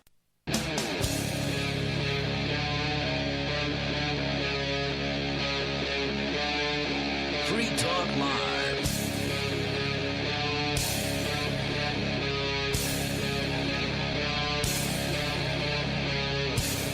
This is Free Talk Live, and you can bring up anything that you want here on this live Sunday edition of the program. With you tonight, it's Ian, Richie Rich, and Mark. And Richie hosts his own show, The Anarchist Experience. AnarchistExperience.com. You guys did a show yesterday? I did it partially last night and partially this morning. My co-host was... it's so nice to have podcasts, right? Yes. You can just record it whenever you feel like it. That was it. I was getting tired, wanted to watch a movie and go to bed. Yeah, and finish this later. Yep. My co-host had some parties to attend, and we weren't going to be able to connect at a reasonable hour. We don't want you guys to have to do a whole show together in one time. I mean, take some time off. No, when he's around, we do it in one shot. We rarely. I don't think we've ever split it up when he's on. But when I have to do it by myself, then I take my time. I hit the record button. I talk for a little bit, then I get up and grab a drink and do other things around the house, and then I go back and record some at some point together. It turns into an hour's worth of me yapping. Check him out. He's Richie Rich over at anarchistexperience.com. That's correct. And you can subscribe to a podcast there. Download it's everywhere. episodes. It's on SoundCloud. We're on iTunes. There's a RSS feed somewhere out there. Excellent. So, of course, you can bring up anything that you want. You are welcome to take control of the airwaves here on Free Talk Live. We were just discussing the military. Actually, throughout most of the show, we've been talking about military-related news stories. One about a alleged psycho chief in the Navy who was shooting innocent people, stabbing a teenage boy to death in front of his cohorts, and his cohorts ended up turning him in. And now that case is developing. Also, the military forming an esports team, 7,000 in the Army, competing for 30 different full-time positions. So esports in general is taking off. Like, I'm impressed. Do you follow this? I do not follow it. I look at it. I forget where it was at. Somewhere in the eastern coastal region, they're building like an esports arena. There's a few of them. Okay, as I understand it, being built. I think there's one in Vegas being built. Giant LAN parties. Basically, that's what we're talking about here. Right, but getting paid for giant LAN parties now in big arenas and televised events. Yeah, they had an episode of React, which is one of the channels on YouTube where they got different age reactors reacting usually to media of some sort, but sometimes they'll play video games. And so they had like a professional gamer, like one of these esports team guys, come in, and I forget which game it was. I don't know if it was Overwatch or something like that, but anyway, they brought this guy in, and it was like teens versus a pro gamer. So, like teenagers generally have more time to play video games, so they tend to be better. Yeah. So, like if we get into a game and there's a bunch of teens in there, we're probably going to get our butt handed to us. Oh, like man. Boobs. Me and my buddies tried to jump in on an online game of Rocket League at one point. And this is a game where you're in a car hitting a ball on a like a soccer field. A soccer course, basically. Okay. Right. And, we're just beginners. We picked up the game, had some fun with it when my son was around because he wanted to play it. And we got into a game with a very highly ranked other guy on the other team, and I swear to God, his car never touched the ground. He just pwned you. It was like a one-man operation. He never landed, and he was the only person to touch the ball. Wow. It was amazing. Wow. Amazing to watch. Frustrating to play against, but amazing to watch. Yeah. It's the amazing to watch part that kind of baffles me. I'm 48 years old, and I've played a lot of video games. Yeah. Console, online. You were growing up in the 80s? What's that? Yeah, I grew up in the 80s. And I do not understand getting on some streaming channel and watching somebody play a video game. Okay. I just don't get it.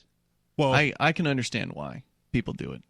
Because they don't want to play the game themselves, but they still want to see the game. They want to, maybe if it's a story-like kind of game, they want to see the story unfold. So kind of like a review. But more so than that, because you're seeing every bit of it if you watch the whole thing from start to finish. But also there's the reaction aspect to it, to where, this is why PewDiePie supposedly is a big deal, I guess, is what I've heard at least, because he's particularly reactive, right? He'll go, he'll emote in sort of noticeable ways, right? He'll get attention for that.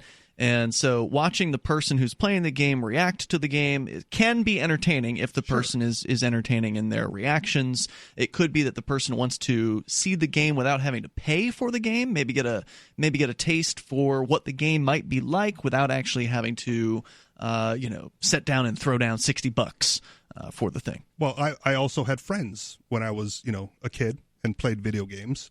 And not all the games we played were multiplayer games. You'd sit and watch. We'd sit and watch, and then he would play his, right? And then pass the controller to me, and I would either continue on or load up my But that's still different than what we're talking about here, right? It's the enjoyment of watching the game. You were in the same room with your friend. Many of the people that you're watching on the internet, you've never met and never will meet. That's true. I think that just might be cultural, right? Because there's not a lot of multiplayer games that you do on a single TV these days. Yeah. If the personality of the person is big enough, I think you could make the argument. I did enjoy watching my friend play Crash Bandicoot back in the day. He was just so much better than I was. Sitting in the same room. He was just so much better than I was. So you can appreciate his finesse. Right. But at that point, I knew how to play the game. I knew how to at least play it poorly. And I understood, well, I couldn't get past that. It took me forever to get past that, or whatever the situation was. So, just picking up. My son watches people play video games all the time. Games he's never played. He played with me for the very first time a couple of weeks ago, Minecraft on survival mode. But he's played the other version where it's just like creative mode is what it's called, where you just build things. Stuff. He builds lots of things. He builds all kinds of stuff. But he's afraid of getting killed and destroyed by zombies or whatever the thing is. And I'm like, come on, let's get this thing. We'll load it up on Daddy's computer. We'll get plenty of render here, and we're going to kill some zombies, son. And Daddy's got your back. He's like, well, I'll tell you who had whose back here. He's like, get this thing, get that thing, do this, we'll make a forge, and then now you got to pick, and you can at least cleave him in the forehead. So I wouldn't have had anything to attack the zombies with if it hadn't been for that. So I mean, all of his teamwork. Yeah, well, he had the skills. He understood how to do this. He reads books and books on how to make melds that he'll never make. It's crazy. Books. Oh yeah, they've got lots of books. Like physical books or online? Jack loves physical books, and we buy lots of them for him. When you say he'll never make because he isn't doing it now, or he has no interest in actually going through with that process? Well, I loaded that game of Minecraft up, and he hasn't asked to play again. Okay. Fair enough. So would you say he's that 11 years old? So would you say that your son does more watching of games being played versus actually playing them? Yes. Like 90-10, 80-20, 70-30? How much time is he, one to the other, do you think? 50-50. So about half and half. Yeah, he plays games that he can get, apps that he can get on for his iPad. Mm-hmm.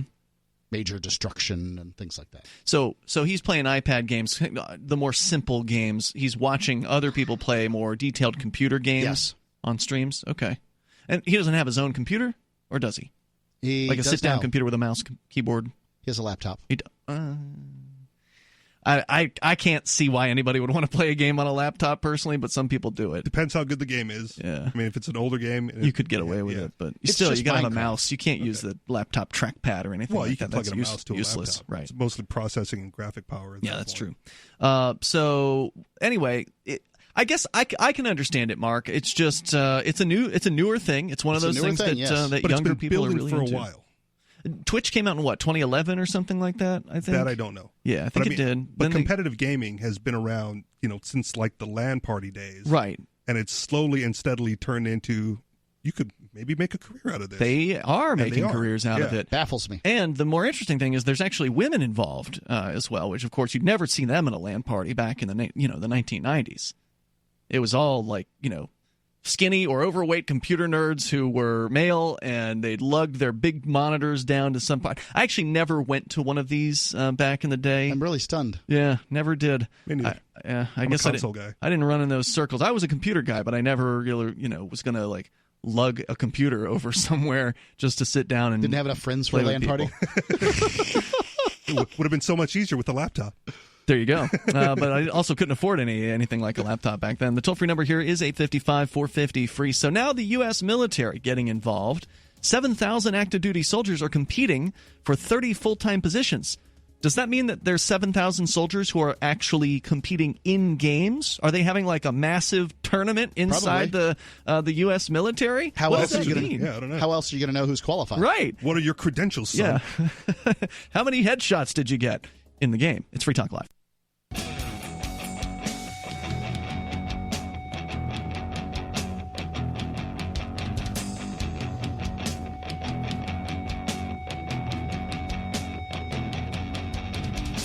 This is Free Talk Live, and you can bring up whatever you want here. Our number, 855-450-FREE, like freedom. That's 855-450-3733. We have the Discord on-air call-in line rooms over at discord.lrn.fm. And in the studio tonight, it's Ian. Richie Rich. And Mark. Talking about the military, specifically the Army, looking to recruit young people, specifically gamers, by forming an esports team. They have 7,000 active duty soldiers competing to fill just 30 full-time positions by playing games like Call of Duty, Fortnite, and League of Legends, ultimately hoping to compete in esports tournaments around the country with the purpose of course, recruiting people into young men and women into the military, which I don't think they should do. I think they should, find something productive to do with their lives. I understand why people join the military. I, at one time, considered doing it. I'm grateful that I made the decision not to. Yeah, the uniform's better than, like, McDonald's. Yeah, but you won't die at McDonald's, likely. You might burn your hand in a fryer or something like that, but it's not going to be, likely. Don't eat too much of the food. Life-threatening. Right. Let's go to Tom. He's in New Hampshire. You're on Free Talk Live. Hello, Tom. Yeah, the House Democrats in Washington, D.C. have a slight problem about impeaching Donald Trump, and that is finding an impeachable offense that they can prove he did. You see, they're trying. And of course, if they make it up, then he would say that it's a trumped-up charge. But what they need to do, instead of subpoenaing Mueller and all these other guys to committees, they need to subpoena Donald Trump to like the House Oversight Committee, subpoena him, and if he doesn't show up, they can impeach him for that. And if he does show up, they'll be able to impeach him for lying under oath, because that's what he does. And they can count on that. They know he's going to lie about it, because that's what he's all about, is one lie after another. Well, they'd still have to prove it somehow. But they'll be able to prove it, and because even if they impeach him, then it goes over to the United States Senate, and it's the Republicans in charge of the Senate. So it has to be a valid, you got to have some proof there to get past the senators.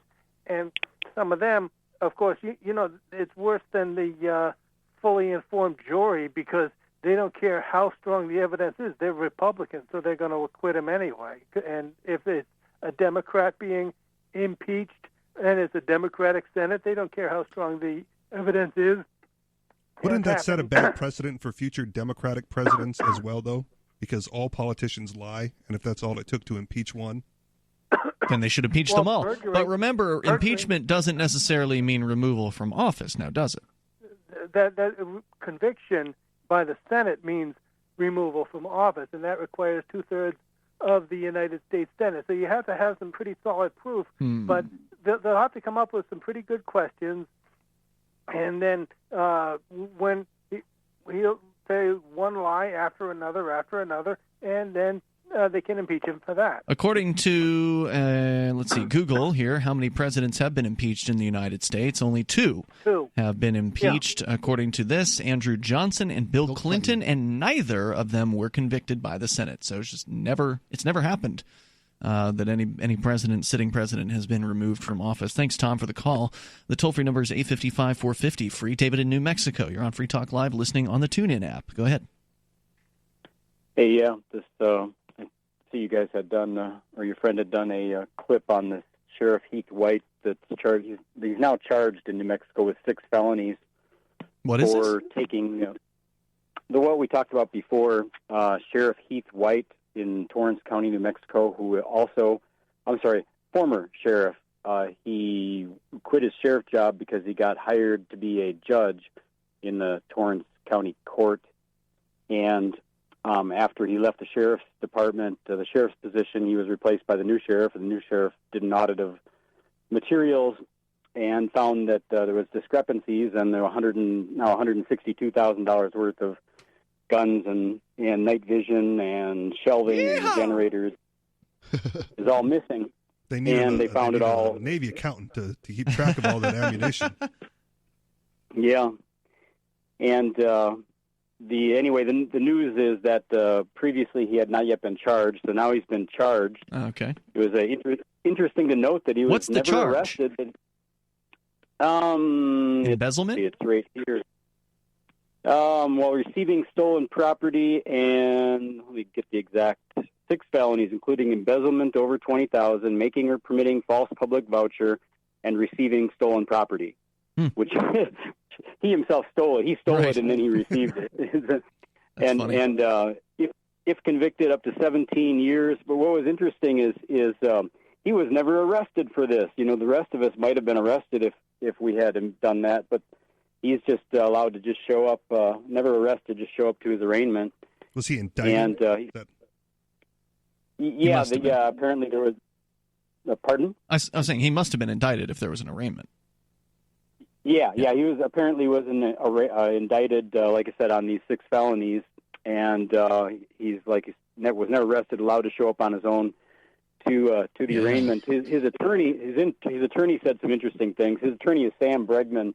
That every community has their famous lawyers. Well, Sam Bregman is one of the top. Well, he's probably the top 1 lawyer. Is he Sal? He's in the top.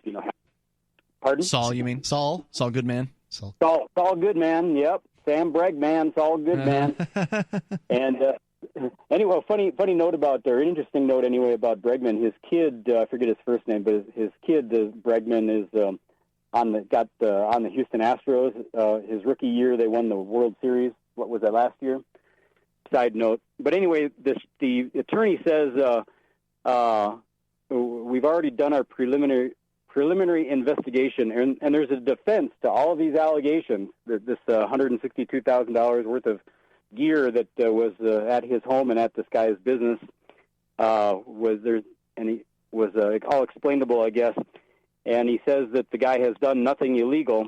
And so far, they've only recovered. He was just keeping it at his house for safekeeping. I mean, he didn't want any of the cops to steal it out of the evidence locker, so he just kept it in his garage. I mean, clearly, that's what it was. Right. Yeah. Well, they've only recovered $32,000 worth of that $162,000 worth of gear. Well, he was really keeping it in a secret, safe location. Again, it's very important. It's just bad accounting. Yeah, just write it off. Write it off as a loss. At his old mill feed store, apparently, when he had when he wanted a piece of equipment, he would give a purchase order or whatever to his assistant. The assistant would make arrangement for him to either go pick it up locally or she would order it online.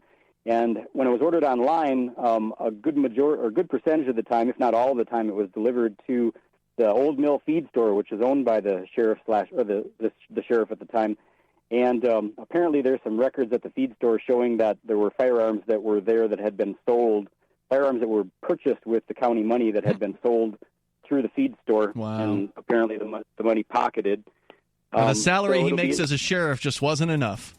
He had, the ridiculous salary likely that he makes as a sheriff. I do sort of feel for you. You've got all these firearms sitting in there. Why not sell them? I mean, they're just going to waste sitting in the evidence locker. Thanks for the call, David. Appreciate the update on that story. The toll-free number here tonight, if you want to join us, 855-450-FREE. That's 855-450-3733. You can take control of the airwaves and bring up whatever you want. It's the live Sunday edition. This is Free Talk Live. Looking for a great real estate investment? Consider New Hampshire, which is ground zero for the Liberty Movement. Your first call should be to Mark Worden from Porcupine Real Estate. He's more than just a real estate agent. He's your New Hampshire concierge. Where are the best places to live? Do you want farm, city, the burbs, or forest? Do you want a duplex or multifamily building so that renters pay your mortgage? There are homes in all price ranges in New Hampshire, and Mark can help with financing too. Invest in Liberty and property. Mark Worden can help. PorcupineRealEstate.com. This is Free Talk Live. You can dial in toll-free here. It's live Sunday edition of the program. Our number is 855-450-FREE, like freedom. That's 855-450-3733. We do have the Discord on-air call-in line rooms over at discord.lrn.fm. Freedom Fest. Free Talk Live is going to be there this year. It's going to be a great event. It's always a great event. This year's theme is the Wild West. Liberty and opportunity, or lawlessness and violence. Penn Jillette, Lenore Skenazy, Candace Owens, John Mackey, Kevin O'Leary, and Kevin Harrington of Shark Tank, Stephen Moore, Grover Norquist. It's a star-studded panel there. Libertarians, conservatives, liberals, just open-minded people, mingling together to hear real debates and share real solutions and converse freely. Go to freedomfest.com/FTL. Get your tickets now. It's freedomfest.com/FTL. If you use coupon code FTL50, you get a discount. Who doesn't like a discount? A $50 discount. freedomfest.com/FTL. Maybe you're not convinced. You want to think about it. Here's a great way to think about it. Go to freedomfest.com/FTL and watch the 5 best speeches from last year for free. Judge Napolitano, Alan Dershowitz, Charlie Kirk, Heather McDonald, John Mackey, all of them free. freedomfest.com/FTL. We'd love to see you there July 17th through the 20th in Las Vegas. Can't beat that. freedomfest.com/FTL. So we've been kind of looking at the video game business here, and it's, when we were growing up, it was just kind of like a fun thing to do with your friends or to kill some time, on a weekend before you got to go back to school. Yep. Remember going to the video rental store and renting video games? I was never a renter. I was a buyer. Really? Make a list. You never rented a game? I may have, but it wasn't my thing. I would rent movies and and video games. It was just, now it's added to the collection. I would never rent. No, I mean, I'm not a renter by nature, and everything I've read about renting. Even as a kid, you didn't rent? No. Wow. We couldn't rent. Oh, I'm sorry. That was how you tried out a game. As a kid, there weren't video game rentals when I was a kid. Really? See, I own some terrible games. True. You would have been a teenager in the late 80s, right? Yeah, I wasn't playing video games as a teenager. Gotcha. I was getting in trouble. So, yeah, good point. Getting told that this would never amount to anything and to read a book and study. Right. I mean, right. Who would have thought that you'd ever been able to make actual money besides being a programmer for a game? Sure. Now, of course, you've got these gamers that are in esports teams and all that. But let's look at the programming side of things. There's a story I've had in the from the New York Times for a little bit here that I've been wanting to share. It's about this guy who is mad about the working conditions for programmers in some of the biggest game companies out there. That I believe. And he's saying it's time to unionize. It's got a bad reputation. The video game industry is richer than it's ever been. Its revenue in 2018 was $43.8 billion. And remember, it was like a decade ago when we announced here the news that the U.S. video game market had exceeded Hollywood movies as far as its revenue was concerned. So I don't know how it compares today. I suspect it's significantly more at this point than what Hollywood movies pull in. I don't know. Endgame just did $2 billion. And that's possibly the biggest one ever. It's approaching there. I thought it was $1.2 billion. It broke that. It broke through that. That was opening weekend. Okay. Wow. Now we're a week later. It busted through $2 billion. And this is global, right? This is the second highest grossing film in history. Adjusted for inflation? Yes. Titanic. It just beat Titanic. Really? Star Wars, we're coming for you. Is Star Wars number one? I thought it was Gone with the Wind. I'll take a look. Okay. The highest grossing. Okay. The video game industry, $43.8 billion in 2018. Recent report estimated thanks in large part to hugely popular games like Fortnite and Call of Duty. These record-breaking profits could have led one to think the people who develop video games have it made. Fortnite is a giveaway game, too. That's all microtransactions. That's true. You can play that for free. But the bloodbath began. In February, Call of Duty's publisher Activision Blizzard laid off 8% of its staff, or nearly 800 workers, in a cost-cutting massacre. A few weeks later, the game studio ArenaNet cut dozens of positions, while smaller layoffs hit companies like Valve and the digital store operator GOG. And just last week, which I think stands for Good Old Games, the video game giant Electronic Arts announced it was laying off 350 people across the globe. I don't think there's a lot of gamers too heard about that one. EA's got a poor reputation right now. This brutal start to the 2019 followed the closures of major game companies like Telltale, the makers of games based on The Walking Dead, and Capcom Vancouver, the large studio behind the popular action series Dead Rising in 2018. All in all, thousands of video game workers have lost their jobs in the last 12 months. In many of these cases, laid-off employees had no idea what was coming. One developer at a major studio told me in February, writes the article here at New York Times, that he and his colleagues had been crunching, which is what they call putting in long hours, including nights and weekends, for a video game release, only to be told suddenly that security was waiting to escort them off the premises. That's not a cool way to do it. No. Worker exploitation, well, it's not a cool way to do it, but unfortunately you kind of have to. I can understand why they do it that way, because the last thing you want is some employee who's got a hair up his butt deciding to go ahead and, with his last day on the job, since he's got a few hours, go ahead and scrap every bit of code that is in the production system or whatever. No, I get that. But it sucks, though. To be putting in long hours, to be passionate about something that you're doing, and then to be escorted. It sucks. Yeah. There's no way that it feels good. There's no way. Worker exploitation. Whenever it's like breaking up with somebody. Whenever it's not your idea, it stinks. Yep. I mean, even if you were going to break up, even if you were going to quit. And they beat you to it. It doesn't feel good because they beat you to it. So it's not fun getting fired, but that's the way it is. I think a lot of times, I've been fired enough times to, you can kind of see it coming in a lot of cases. Like you have to have done something to warrant the firing, but to be working hard, to think you're doing your job, and then to be escorted from the premises doesn't sound like bad employees were getting terminated for poor performance in some form, right, or violating policy. Executives, says here, worker exploitation has always been part of the video game industry's DNA. Executives with multi-million-dollar stock packages often treat their employees like Tetris pieces to be put into place as efficiently as possible, then promptly disposed of.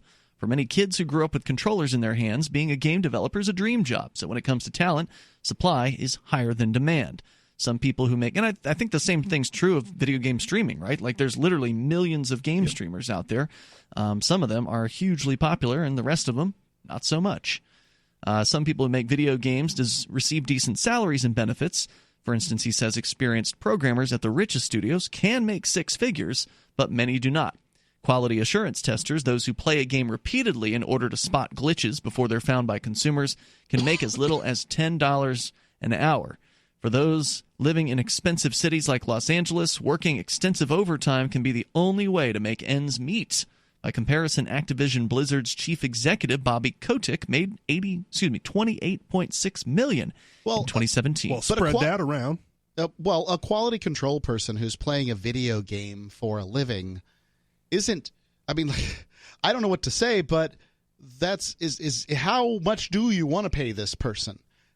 I would say a lot, because when you ship a buggy game, that's one thing that stands out above anything else. Put a bunch of people on it and see what they report. That's what betas are. That's where they release the game publicly. Public beta allows people to report games don't do bugs. Public betas. Some do. Very few. Well, anyway, you've already predicted it. Where this is going here, Richie. This is the attitude of the CEOs are evil. We need to screw these CEOs and give the game testers all the money. Right. The people who are playing video games for a living, they should get more money or something. Well, I'm not saying they should get more money. What I'm saying is I would say that job has value. All jobs have value. That's why they pay them. But the reason why it's only $10 an hour that will play a video game for a living. Okay. I mean, if your choice is getting your arms burned on a fry cooker or playing a video game, perhaps a video game seems attractive. Understood. But my point is that when you have low quality employees doing lower value tasks, and then you ship a buggy game, that definitely affects the performance and sales of that game. Smart people in roles are valuable no matter what role they do. However, they're liable to get promoted up through the ranks relatively quickly. All right, there's more coming up here. He has a solution. He thinks the game industry should unionize. What do you think about it? 855-450-FREE. That's 855-450-3733. You can bring up what you want on Free Talk Live.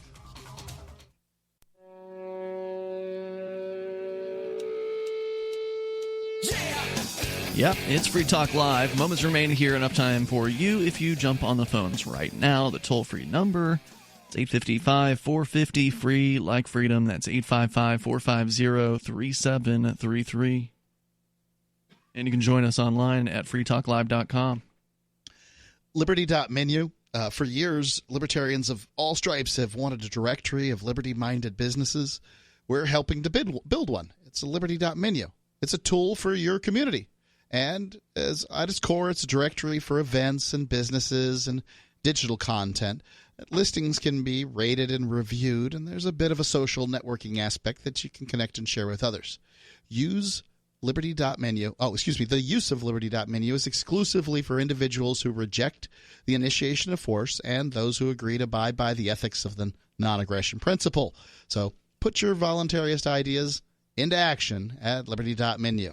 And use code FTL. You get a free special badge. It's Liberty.menu. We're talking about video games. Activision Blizzard making big money. $28.6 million was what they paid the chief executive, Bobby Kotick. But the guy at the New York Times, who I believe is a programmer for games, his name's Jason Schreier. He's the author of Blood, Sweat, and Pixels, the triumphant, turbulent stories behind how video games are made.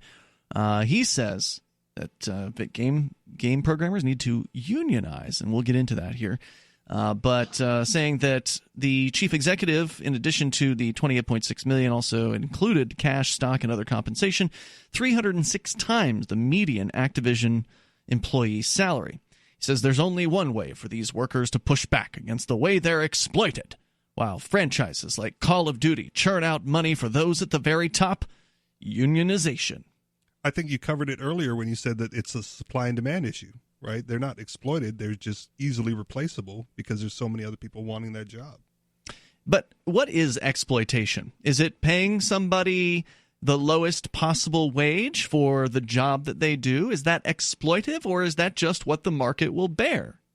I think the exploitation comes into the fact that they're required to work long hours above and beyond what they may have signed up for right initially, and then threatened with termination if they don't put in the extra effort above me on the contract. I'm willing to call if we're going to use this term exploitation. It either has a definition or it doesn't. Right? It's many times used just to say that they're employed. Right? The employed and exploited is underpaid. A synonym.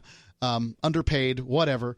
They'll often use this terminology. However, I'm going to say that words have meanings, so let's come up with a meaning for exploited. Exploited means you're told to, at the pain of being fired, told to do more, different, and longer things than you were told when you got hired. Now, are these guys hired on a salaried basis? They must be, right? Because you don't want to pay a programmer hourly, because then they're just going to take their sweet time on doing everything. So you want to, you're hiring them to do a certain task, and if they need to get that, if there's a deadline and they haven't gotten the task done, then that's when they got to do the crunch time, right? Like that seems like it would be an expected part of this job. I think at the higher level programmers, you're probably right. But if you're talking about, the $10 an hour game testers, well, that's not what we're talking about. Okay, here. We're talking about he's specifically talking about programmers. In this case, I mean, game testers probably aren't putting in crunch time as much as the programmers are, but I don't know. I'm speculating to some extent here. I've never worked in the industry. If you have and you want to comment, you're welcome to. He says the idea of unionization only recently began building momentum. In 2018, the grassroots organization Game Workers Unite began encouraging game studio employees across the world to unionize. At the annual Game Developers Conference in San Francisco last month, union organizers hosted several sessions on how workers might start unions at their own companies. They also passed around cards comparing the salaries of industry executives to those of the developers who work underneath them. One stated that Andrew Wilson, the chief executive of Electronic Arts, made $35.7 million in 2018, while the average worker at the company got $93,336. By no means a pittance. No. I mean, what's a typical wage in the United States? 30? Yeah, something like 30. Where are these people? Where do they work? Electronic Arts, one of the biggest. California, most likely. California? Depends on the city. They city. have different studios probably around the world. If they're in San Francisco, that 93 might not be worth as much as we think. Well, still, that's the average worker at that company. Another said Tim Sweeney, the chief executive of Fortnite's developer, Epic Games, has a net worth of over $7 billion. Now, that's different than what he's making. So far, progress has been slow. While game workers have become more likely to voice support for unionization on social media and in private gatherings, no major studio in the United States has seen an attempt to organize yet. The author here says he doesn't work in video games, but as a journalist who writes about them and is part of a union, I've seen benefits of organization firsthand. He says in 2018, our union was able to negotiate the layoffs, but the layoffs many of my colleagues faced into buyouts. Like journalists, workers in the video game industry will be better off when they're able to leverage their talent and experience to demand better conditions from the executives who profit off of their work. I don't particularly have a problem with unions. Me neither. What happens oftentimes is that unions will ask too much, and like there's this give and take. And I think that there are people that are working within this industry who are probably substandard, right? Somebody is below average. Sure. Right. Half of these programmers that we're hearing about here are below average, and they're turning in buggy code. They're not. Right. They're just not as good. They're coming in. Hungover, they're coding stoned, right. Whatever it is they're doing, they're thinking about their girlfriend. Not that coding stone's necessarily a bad thing. It probably happens a lot. I don't know. Great older games.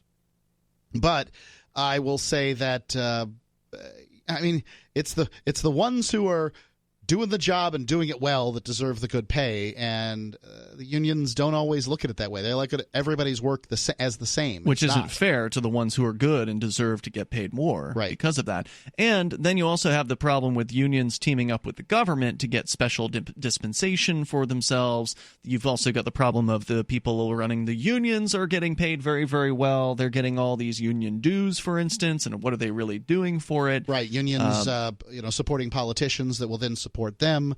I think unions should be something that exists outside of politics, but they don't seem to do that for very long. And on top of that, you've also got the issue of unions forcing people into the union, where, and I forget, is it? There's certain terminology for it. Right to work is when you don't have to do the right. So there's states that aren't right to work, right, which means that if a union is formed in your workplace, you then have to join it. So even if you're like, I don't feel like I'm going to benefit from this, I can negotiate better on my own. Right? No thanks. They're like, well, sorry, if you're going to keep working here, then you got to pay in. You got to pay up. The argument there, and I think it's completely a fair argument, not to say that people should be forced to join the union club or whatever, but I think it's a fair argument, is that if the union is bargaining and you're benefiting from that bargaining, then you should have to pay. Why would you have to benefit if you weren't part of the union? Because they wouldn't have to pay you the same wage as they paid the other people. Sets a baseline. Yeah, it sets a baseline. You're going to figure that out really quick. One common argument by critics of unionization is that it won't prevent layoffs or studio shutdowns. It won't automatically provide money to struggling companies or force Mr. Kotick to take a lower salary. And that's true, of course, but unions will open lines of communication between workers and management. Unions will allow video game workers to negotiate guaranteed severance packages, mandatory paid overtime, stronger benefits, better salaries, notification before layoffs, and fair crediting policies. Another argument is that if American workers unionize, companies will just turn to cheaper countries. Anyone who's ever glanced at a video game's credit section knows that companies are already doing that to some extent.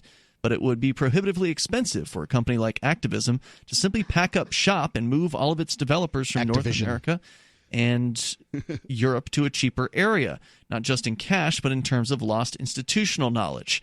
Besides, in the ideal version of the scenario, game developer shops all across the world would also be organizing, allowing them to all stand in solidarity together. That's a bit of a Rockstar grand Games vision. Yeah, that's not going to happen. I mean, really? The game developers in the United States are going to stand with the game developers in Bangladesh? Yeah, no. No, they're going to. The Bangladeshis are going to undercut them. If there are, I don't know how many game developers there are in Bangladesh, but no, that's not going to work. So, he says it's prohibitively expensive for a company to pack up shop. Well, that depends. I mean, it's not like Activision has to move a manufacturing facility. It's not like moving, and this has happened, right, where manufacturing has moved out of the United States, has moved over to these other countries. So even though that's an incredible cost to shut down an entire factory, sell or move the equipment from in that factory, build a whole new facility in some other country, and move the manufacturing facility, they do it all the time.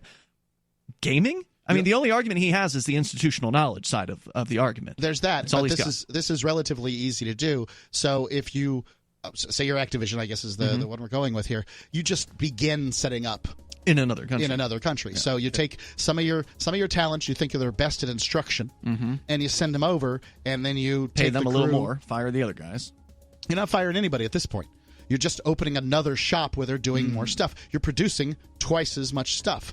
Hopefully, you get to that point where they can do that. When they do, you just start letting attrition work on your U.S. side, and you build up your Asian We'll see you tomorrow side. night. FreeTalkLive.com in the meantime. Ross Ulbricht is serving a double life sentence without parole for all nonviolent charges. He is a first-time offender, and no victims were named at trial. Ross is condemned to die in a cage because he made a website called Silk Road that allowed people to exchange what they chose using Bitcoin as long as no third party was harmed. Please help. Sign and share the petition at freeross.org to commute Ross's sentence and bring him home.